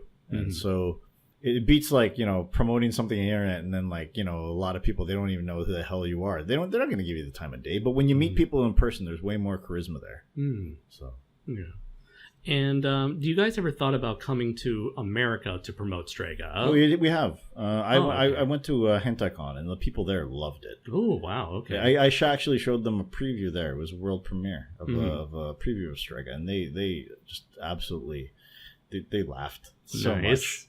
It was like, I don't know, this is way too much. It's like too much. I can't, like, I'm the director, the star of the movie, and I can't even remember all the shit we put in there. So like, it's like when I see it again, I'm like, oh, I did do that. And then like the people are laughing. They're all like, I can't believe you did that. I can't remember doing it. So, but yeah, it's glad that it's getting received so well by the people who watch it.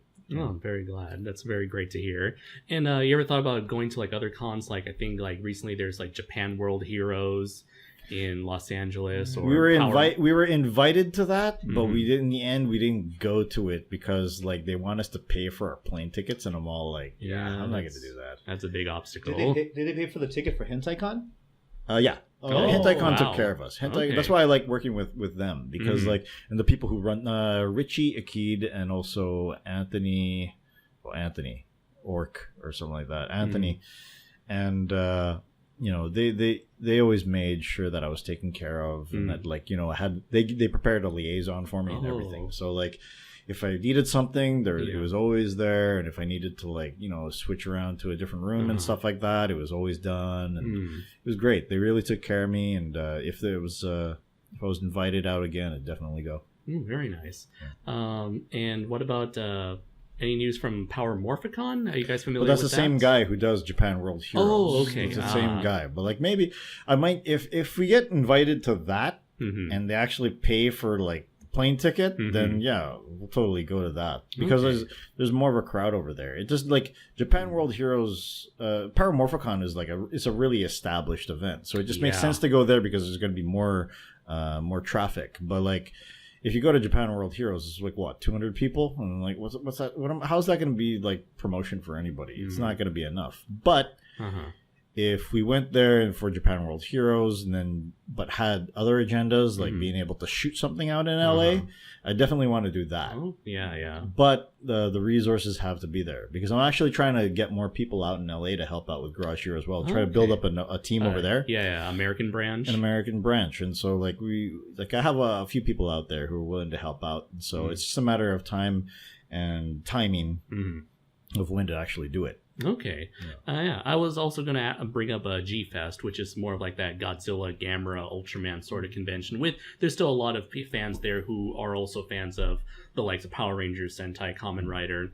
But the weird thing is the guy running the convention, they definitely pay for Japanese guests. Yeah, they wouldn't pay for us because we're not Japanese. That's what I'm We're thinking. Filipinos in Japan. You're still Asian. You can just say that.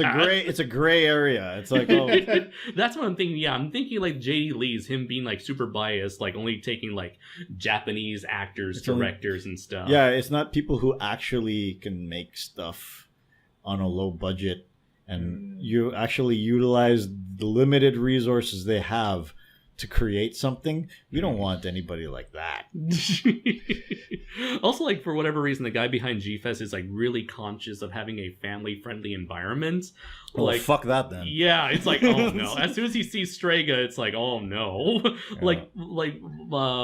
Like short story, it's like my friends and I were gonna have like a live podcast as a panel, like very small panel, basement floor, small room, and then like the moment we announced it, the person running G-Fest like canceled our podcast. It was like, oh, they say bad words, we can't have the 10 children be exposed to this, even if they So wait, Godzilla can stomp on a person and crush them, but 10-year-olds can't hear shit, fuck, bitch, or shit, fuck, bitch, slut, ass, dick.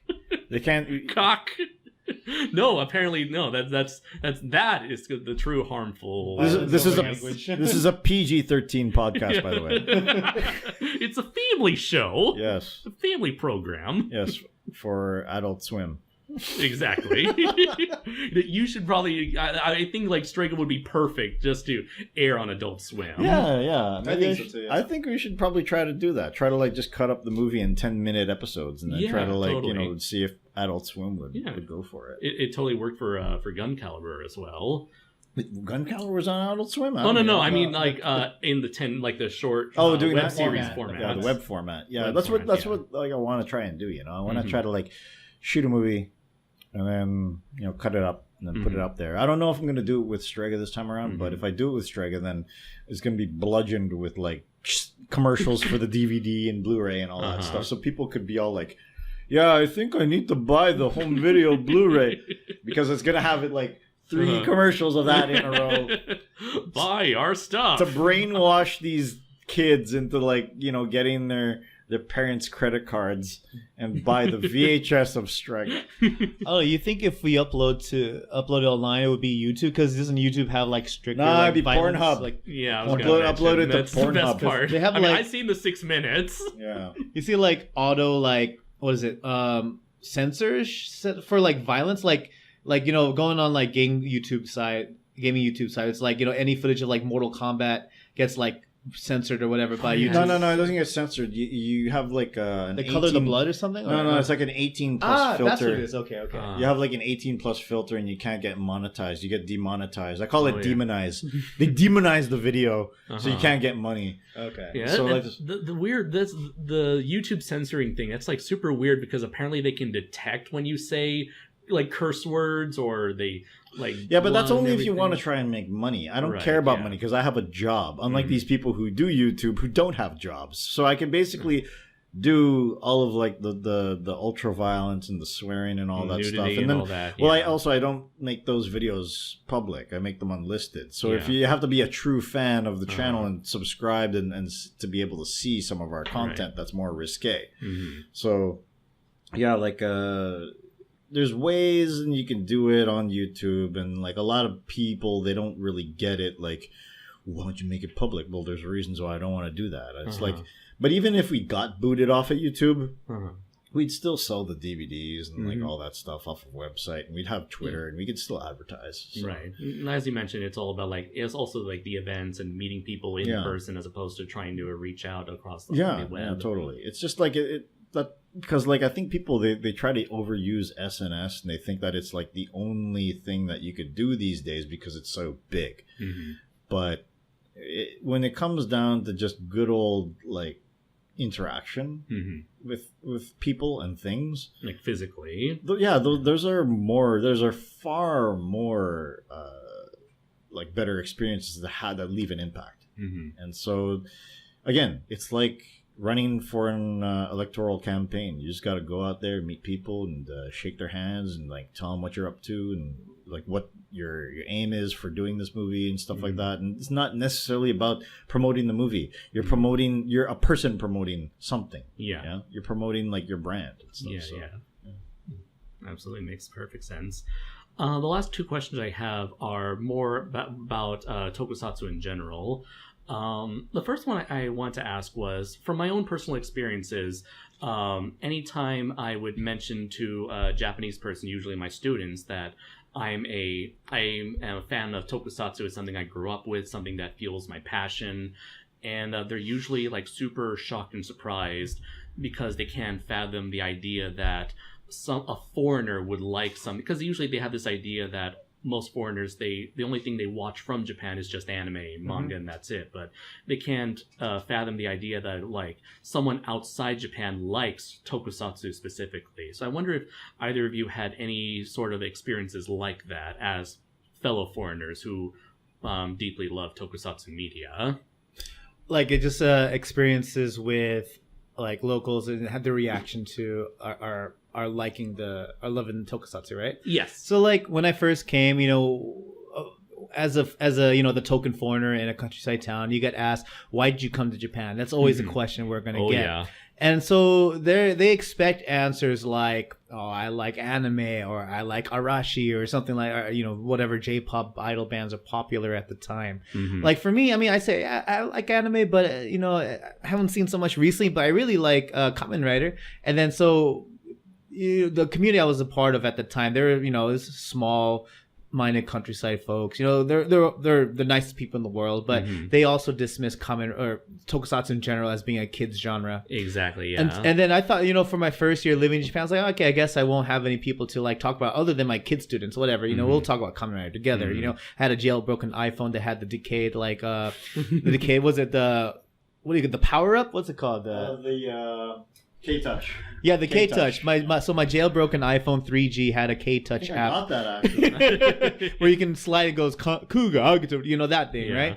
But it wasn't until my second year that I met a fellow colleague. You know, the thing at the public schools at the beginning of the school year, all the new teachers, they make their self-introductions, and this one teacher says, you know, I'm a huge fan of Kamen Rider, so if you guys want to talk about heroes, let's talk, right? And then so at the drinking party later that evening, I said, Sensei, you're a fan of Kamen Rider?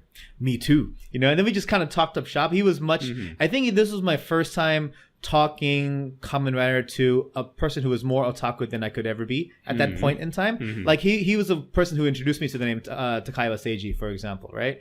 And just like the meanings behind each of like the poses, you know, they're based off of like kata and martial arts. You know, even like some of the intricacies of like gimmicks or whatnot. Like he was all about it. Basically, it's like talking to him was like talking to any of the Garage Hero guys. You know, they knew just like everything about it. And it was like, that was like my first actual connection to a fellow fan. But it was at the time, well, in the country, it was very rare to find another fan who could talk about that. And then coming here, just meeting everyone from Garage Hero, they all like, it was just surprising to me, like, oh man, these guys are actually, you know, they're fans just like all of us, and they know, like, they know everything too. And they, you know, but first it was kind of how do you say? Yeah, it was kind of this. Oh, it's a kids genre. You like kids shows? Even my father-in-law is like, yeah, you like kids stuff. I'm like, he's like, you know, he's like a 70-year-old. Show him Shrega.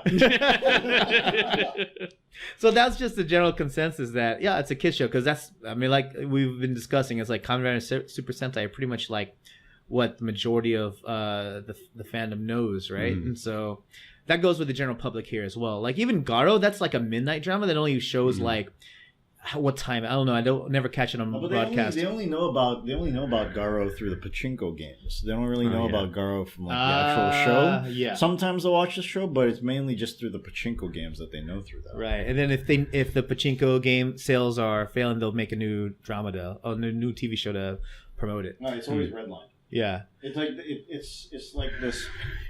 Garo is like this never-ending swirl, where even if the show or the movies don't make money, they'll just continue and make another one because like they'll fund it through the pachinko, and then like because the pachinko always makes the money for the productions, so if production tanks, the money just comes back to make another pachinko machine, because they have like the CG models and everything from the show, so it's easier to import it into the pachinko machine when you're having all of like the footage, right? Okay. And then they make another production, and then they do the production, and then they use that production materials to make a new pachinko, and then they make a new production, and then a new pachinko, and goes on and on. Right. So like that's just the workflow of it all. But yeah, like other than that, Garo is like the dark adult one, but I don't know, it's kind of ran its course.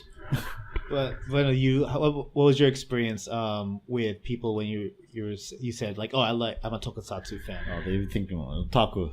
Yeah, they think that's the first and foremost thing, you know. They think it's like an otaku thing, and then like one of the people who helped out with Gun Caliber, he could care less.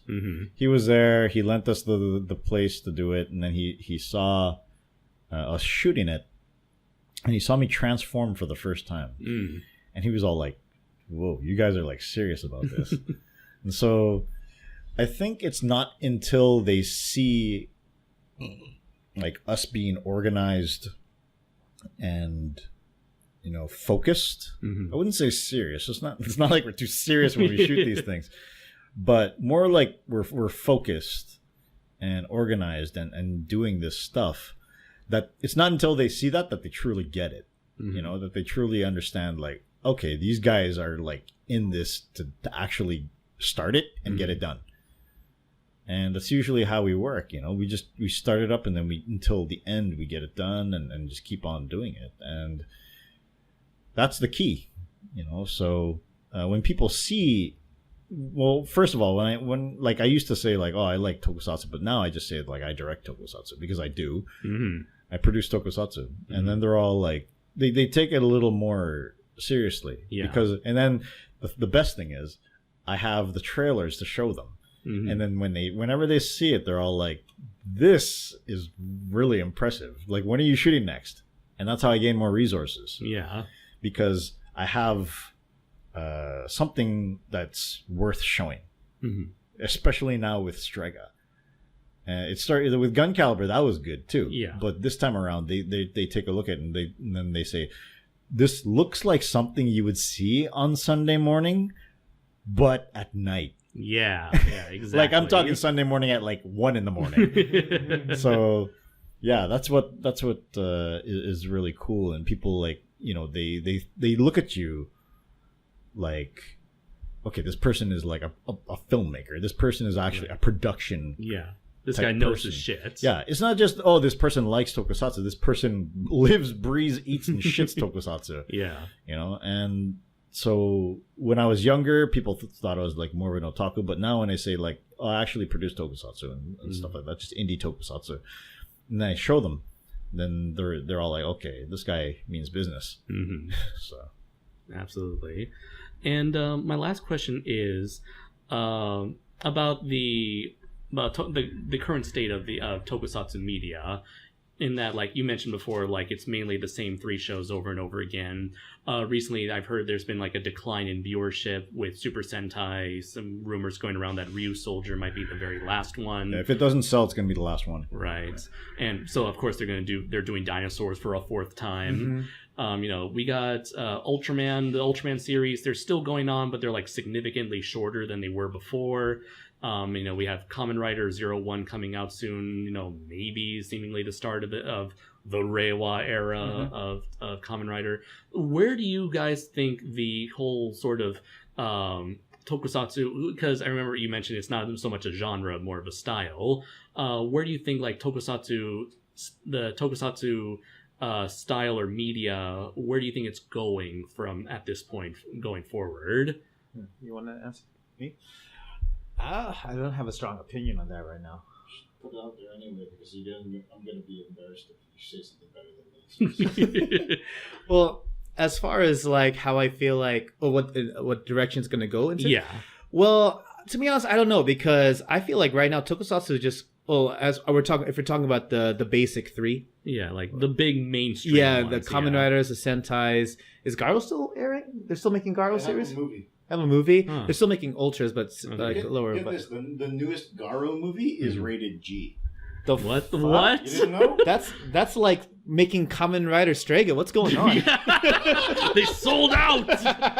Those bastards. But you can't make money off of an R-rated movie like that. Yeah. So they made it G so that you could sell 2 to 4 tickets. Yeah. So like, I mean, the way it seems like it is, it's like they Bueno and I have all these discussions all the time about what they're doing with Rider right now, where it's like it's a marketing machine. You make the shows to promote the toys. Oh yeah. And the toys are just endless rounds of collectibles. And also you make the movies as low in quality or good in quality as they are to sell at least at the minimum 2 tickets, a parent and a child. Yeah, because you can't sell more tickets than that because the birth rate decline in Japan. Yeah, right? Yeah. So like since there's less kids, you have to make more collectibles to provide for that one child. That's back in the day when they had less collectibles, it's because there was more children being born. There was like 2 to 3 being born, but now it's not the case. I've always wondered that if there's like a correlation between how many toys there are and the low birth rate. I was always thinking because there's fewer children. Because of that. It's because of that they're doing that. Okay. But it also helps in terms of like the action, because when you have more stuff to work with for the action scenes. You're able to switch up the pace of the action scenes. So for us, for like the action team, it helps, but it also for the kids, it gives them more stuff to collect. Oh yeah, more transformations, Exactly. more Yeah. collectible toys, Yep. and of course you got to take on the powers of past characters to advertise those toys for those characters. Because the parents who also like to collect the toys with the kids, they get to like collect them, and they could have like some memories as well. yeah. And then something that Bueno brought up to me is like if the studio is really in need of some money, they'll shell out the cash to hire like a well-known actor. Like when they made the Kamen Rider Ichigo movie. Or in this case, a voice actor. The voice Especially for Deno. That's why they make so much Deno stuff, because they know that those voice actors have a following. And since there's 4 or 5 of them, then that following will all be pulled together to make something. They also did that with Q Ranger. That's why there's so many like in-mass characters, because they use the voice actors to sell the show. So it's because they do that Tokusatsu kind of takes these different directions from time to time.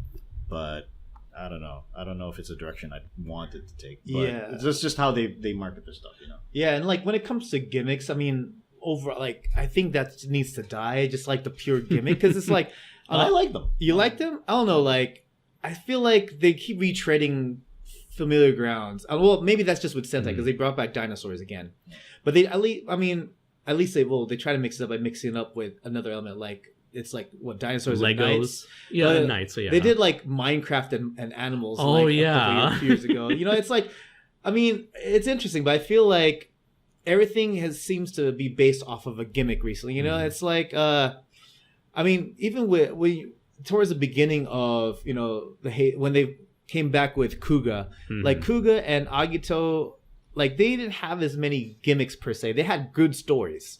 And then with Ryuki, that's when you kind of started going into like gimmick territory. But like you really felt it when like especially when like Kiva came around.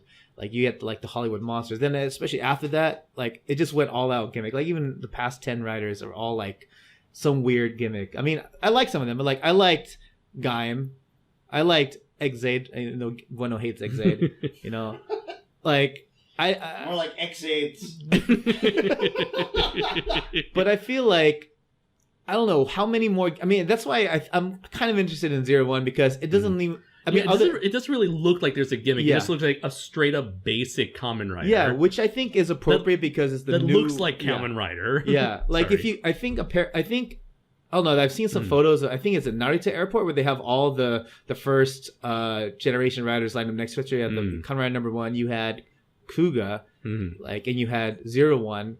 Like they're all like the beginning of Showa, Heisei, and Reiwa, and they all had like very simplistic designs. That's why I like. That's why I'm intrigued by 01. Although I think his powers are actually that's when it dives into some gimmicky stuff. But as far as the design itself, it looks pretty basic. Back to basics, and I think it's all right. But that's why I think like I want them to try like riders that don't rely too much on gimmicks. As as much as like just having a good story, but of course, like I bet you, like by the end of 01, the basic design is going to evolve into some big gaudy, overly designed armor, and it's probably going to involve forgetting about all the other previous power ups. Like that's part of the whole cycle when it comes to the toy sales. It's like you sell all the gimmicks, like take Zeo right now.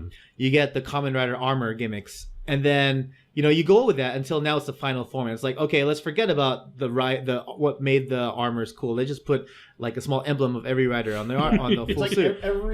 Pretty much like every rider's final form since Forze has been the same. It's like, okay, let's use all of the toys in one form. All the toys. Yeah, like ever since and it was cool with like Forze because he could mix and match between them. He uses like 2 of the Astro switches at a time, so you could have like freeze missiles and like a fire sword and stuff like that. It was cool. And then the other ones did it, and it doesn't do anything. It's just like, you can use them all at the same time. That's nothing to do with all the other powers. It has nothing to do with any of the powers at all. Like with Ghosts, like, you use them all at the same time. Okay, what about Zeo? What does he do? He uses those all at the same time. It's like, okay, where's the originality? None. They're running out of ideas, obviously. So. No, it makes sense that they would have like a switch in cast and crew for that kind of thing. Yeah, but I don't know. I think Sentai is doomed. I don't know. Like, I mean, Ryusoulger, it's okay. What was last year's? Oh goodness. Oh boy! No! See, actually, I like Lupin and oh Pato yeah, Ranger. I heard that one bombed. Lupin Ranger and that was actually Pato Ranger. Yeah, that was actually fun because it was a new concept. You had 2 lead teams. You had like the camera work was crazy for that show, and I loved it. I think I've watched some videos of people complaining about the the dizziness again. But I was like, no, do you understand how great that camera work is? Yeah. And also, 360-degree cameras. Yeah, not just that, but just like the way it was edited to do long running takes and stuff like that, like, and how the way it was made. I say that because I would do similar stuff for Bueno, so it took after doing camera work with Bueno, it's a whole lot more different level of appreciation for the camera work featured in these shows. And Lupin and Pato Ranger had excellent camera work, but it's funny seeing a lot of people complain that it gave him dizziness. I'm like, no, that's just great. But then, like, what was before that? It was what was before Lupin? Zyuohger? The Minecraft and Animals, right? Yeah, that was lame. Q Ranger? Oh, Q Ranger was okay. I like Q Ranger. Just cause we went to Tokyo Dome City and we yelled at the machine for a super long time. Yeah, like I think it's. You can see that on our channel. Yeah, every year they have like a Double Hero Festival in the summer. Did they have this year? Yeah. Oh, I didn't even know. I didn't even go. It's like so lame nowadays. We spent so much money on our own movie that we can't afford to go to the actual thing. Like, I think like the first time I went to this Hero Festival was when it was O's and Gokaiger. I think so, yeah. Yeah, and that was fun because it was like the first time I've ever been to it. But then each year after that, it just felt like, one, it was getting smaller. Yeah. And 2, just getting like not as many attractions, or so at least the first one you had all these photo ops, you had all these guys in suits walking around doing handshakes. But I think the last time I went, there wasn't even a guy in a writer's suit going around and shaking hands. It was just like, here's some statues, you can take photos. Yeah, this is where Tokusatsu is going, folks. It's going to be statues.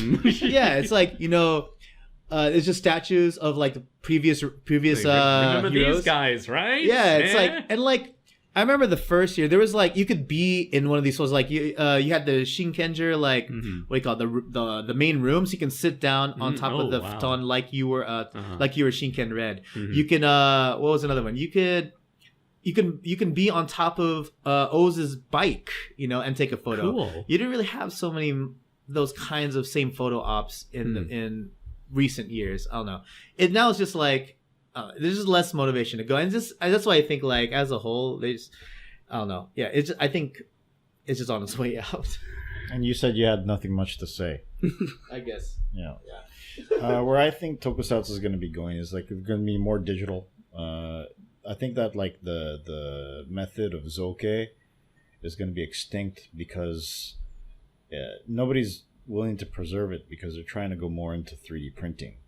The method is still there, and the studio is probably going to keep it. But like I think that like a lot of the older generation, they're not teaching it to the younger generation. That's what's happening with the ultra shows because the old G-chans and Ba-chans who did these, they were outsourced to those kind of jobs. Oh, okay. So that's why you don't really get to see much of it, is because those people are dying off without teaching the younger generation how to do it. And that's why Anno and all them, they had that Tokusatsu museum going around Japan. Yeah, it's to kind of preserve the art because it's an art form. Yeah, it in itself, when you take a look, it's going to be a lost art. And it's like, yeah, it was inspired by all the King Kong stuff and all the stuff that was from Hollywood, but the thing is, like, Japan took it to the next level. They made it partially their norm for filming for decades.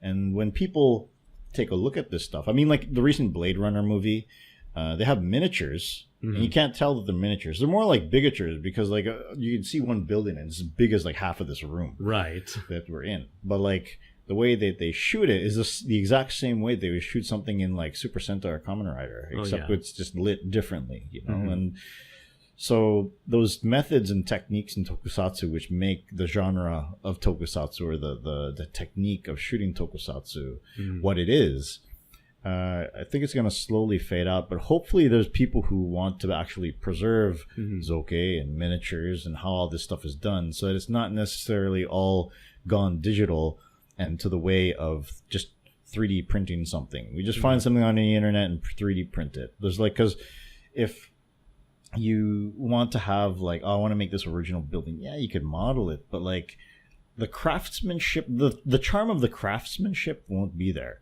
Because it's just done by a machine. You know, like I'm pretty sure that the person who's making the 3D model and all that stuff, it's going to be fine. And you know, they probably work really hard on it. But like, even that's going to be like, there's going to be AI that if I say, okay, I want a face, and it's just going to be able to calculate a face. Okay, and then you make a picture. You take a picture of like this person. Okay, I want this person to look like this person's face, and then you could deep fake someone's face on your 3D model and then print it out.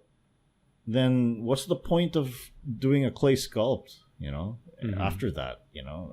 So the effort and the tradition of what made Tokusatsu get its charm, I think it's slowly going to be lost. But, you know, us at Garage Hero, we want to try to somewhat preserve it and keep on making it what it is, you know? And so when people ask us, can you do this cheaper? And it's like, we kind of just want to stick with the, you know, the way that we're doing it. You know, with what worked for decades. Yeah, like with like these helmets, like, can you make them foam? I could make them foam. Okay, well, you could make them foam, but we're going to make it fiberglass because we want to actually do action scenes. Yeah. We're gonna break it. It's foam. Yeah, and even with like the motion capture technology now they have like these, you could buy a motion capture suit for $3,000. That's dirt cheap. Wow. That's why all of like those fight scenes with the mechs in Zio and Lupin Ranger versus Pop Ranger, now. It's CG, but the movements are smooth because they use those motion capture suits, right? So you don't have, and you can just do it in this room. You don't have to have trackers all over the place. It's just the suit. So you just have to have a wide space to do it, and then you already have like a mech fight. You know, so why would you restrict yourself with a chunky costume when you could move way better in CG? But I mean, like, even with like was it the U-Soldier, they're trying to like make these suits more mobile. I noticed that, yeah, and so that's kind of cool that they're trying to like do it in that way to kind of preserve the tradition of it. So there's some things that I think that should be kept tradition-wise in terms of Tokusatsu, and not be so that it's not a complete lost art. At the same time of implementing all these new things like the motion capture technology and all that stuff. But I have a really hard feeling that like a lot of this analog stuff that made Tokusatsu what it is going to be replaced by digital. Yeah, now that you say that, it's like, you know, recent years we've seen some like Tokusatsu work get remade into CG animation. Like look at Ultraman on Netflix. The Godzilla trilogy, and even like Shin Godzilla. They made a full animatronic, but they're like, it doesn't work. Do it all CG. Yeah, but part of me has a feeling that maybe we'll see a lot more of these, you know, what was once traditional Tokusatsu works get basically the CG anime treatment. Well, like the thing is, with a lot of the CG anime, how many, like, first of all, we shoot gorilla. Are we able to shoot gorilla in Shibuya Crossing? Will we be able to shoot at Shibuya Crossing gorilla a fight scene? No, it's just 5 second takes. impossible. It's impossible. They're teleporting all over the place for 5 seconds. They teleport. No, it's impossible. I mean, like, you take a look at like Infinity Force, and you have in the middle of Shibuya Crossing, you have Tekkaman, Gatchaman, and what's it? Polymar? Polymar fighting aliens. You know, same thing with Ultraman. You have Ultraman fighting an alien in the middle of Shibuya Crossing. You can't shoot that as a movie. You can't shoot it. But in CG, it's possible. But I think, like, since CG, I mean, even with this deep fake stuff, like, eventually, this CG stuff is going to get so real, we're not going to be able to tell that if it's really Shibuya or not. You know, we're not going to be able to tell the difference, because like the technology is just evolving more and more. But at the same time, the cost for that technology, it'll grow less, but only after certain amounts of decades in which it started.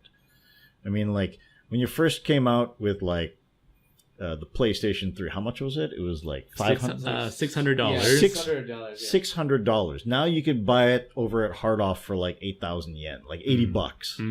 You know, that's the thing that's how it's going. Like that's the direction that like a lot of this technology is going in. It's new, it's going to be expensive, but when it gets affordable, everybody gets their hands on it. They're going to be able to do more, but they're not going to have the same authenticity of making tokusatsu because they're using it that way.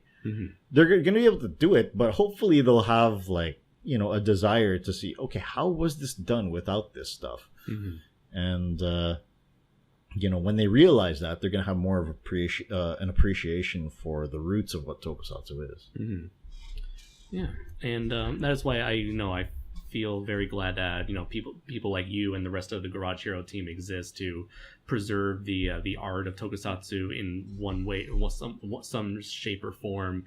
And that's why I've always thought of you guys as being like some of the most ambitious and talented people I've ever come across, and I just sincerely hope that, like, I've thought of your work as being incredibly inspirational, and you know, I feel very honored to have had the chance to sit here and talk to you guys, and I really hope that as people continue to discover your work, that they too may feel inspired to do what you did, for the same reasons why you do what you do right now.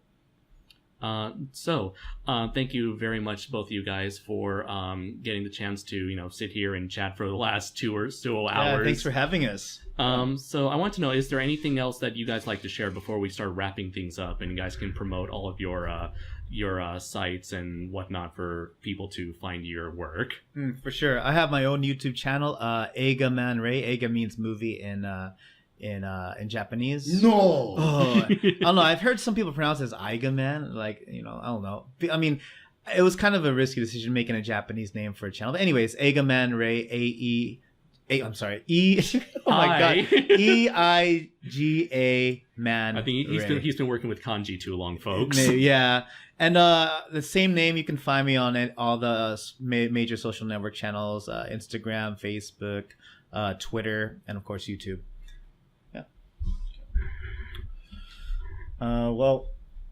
Obviously, you can find us on YouTube, Garage Pro TV. You could also find us on Twitter at Garage Pro 7. We're also on Facebook, Garage Hero Japan. So if you just look at us by those tags, then you'll be able to find us. And where can people find Gun Caliber and Strega? Or maybe not so much Strega for now, but where can people find your main project, Gun Caliber? Gun Caliber is available from SRS Cinema. We actually sold out of the Blu-rays and VHSs because people like to collect stuff.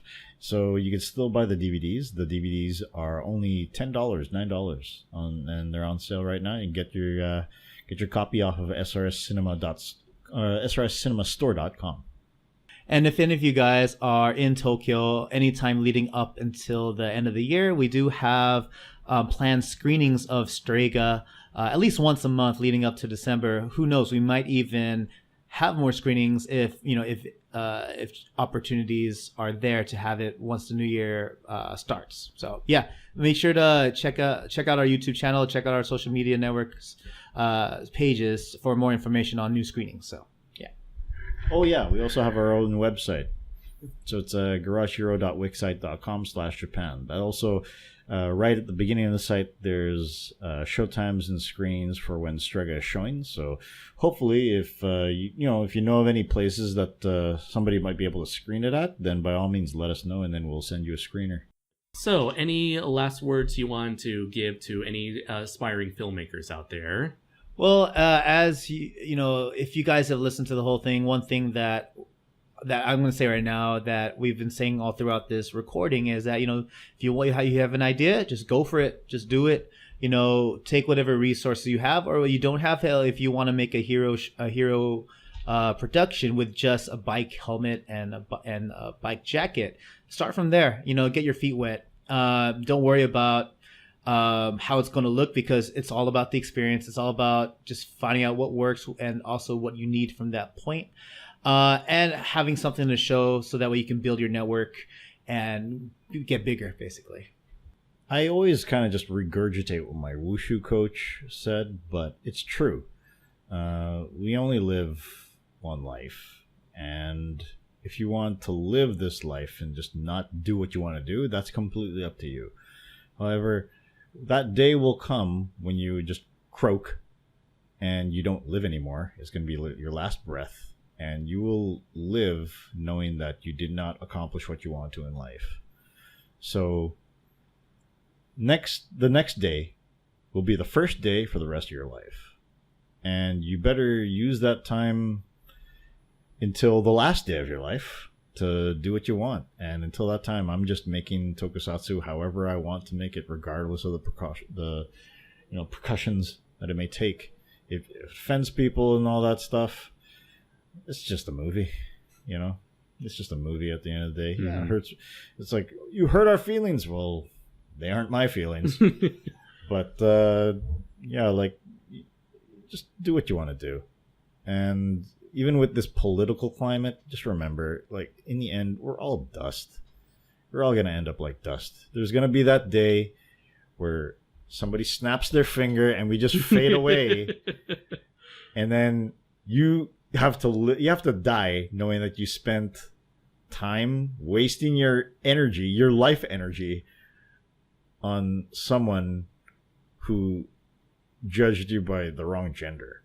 So don't use your time like that. Just there's bigger things you got to do with your life rather than just worry about other people. Worry about what you want to do. And if you want to make a tokusatsu, do it. Just get started. That's the key thing. Get off your butt, get a job, save some money, don't buy toys, and make a tokusatsu. It's as simple as that. Because in the end, who knows? You'll probably have your own toys to sell. Yeah, most likely. Mm-hmm. You'll probably have your own toys and goods to sell. I know I do. I can't wait to get my hands on the Gun Calibur and Striga action figures. Oh, it'll take some time. And I'll be there looking forward to it every step of the way. Okay, sure thing. So thank you very much, everybody, for joining the three of us. I have been Andres Perez, a.k.a. Kaiji Noir. Would you guys like to give your own outros? This is Bueno, the Huracan Rana from Canada. And this is Ray, a Filipino in Tokyo. Well, I'm a Filipino too. From He's America. not the only Filipino in Tokyo. But a foreigner. Wait, why did I go first? And he went second. That means that he has more seniority than me. Oh, you're the one who went first. Okay, you should go first. Okay. Wait, outro words, right? I'm keeping this in. Okay. This is Ray. One of the Filipinos in the room. One of two. One of two Filipinos in the room and one of two Americans in the room. Yeah. Peace. This is Bueno, the maple leaf of justice, and fighting for all the smiles of the school children all around the world. And if you want to aim for your dreams, you better aim high, because if you aim low, you're never going to achieve anything. So follow that shooting star. Peace. And this has been An American Mexican in Japan. Until next time, everybody, take care.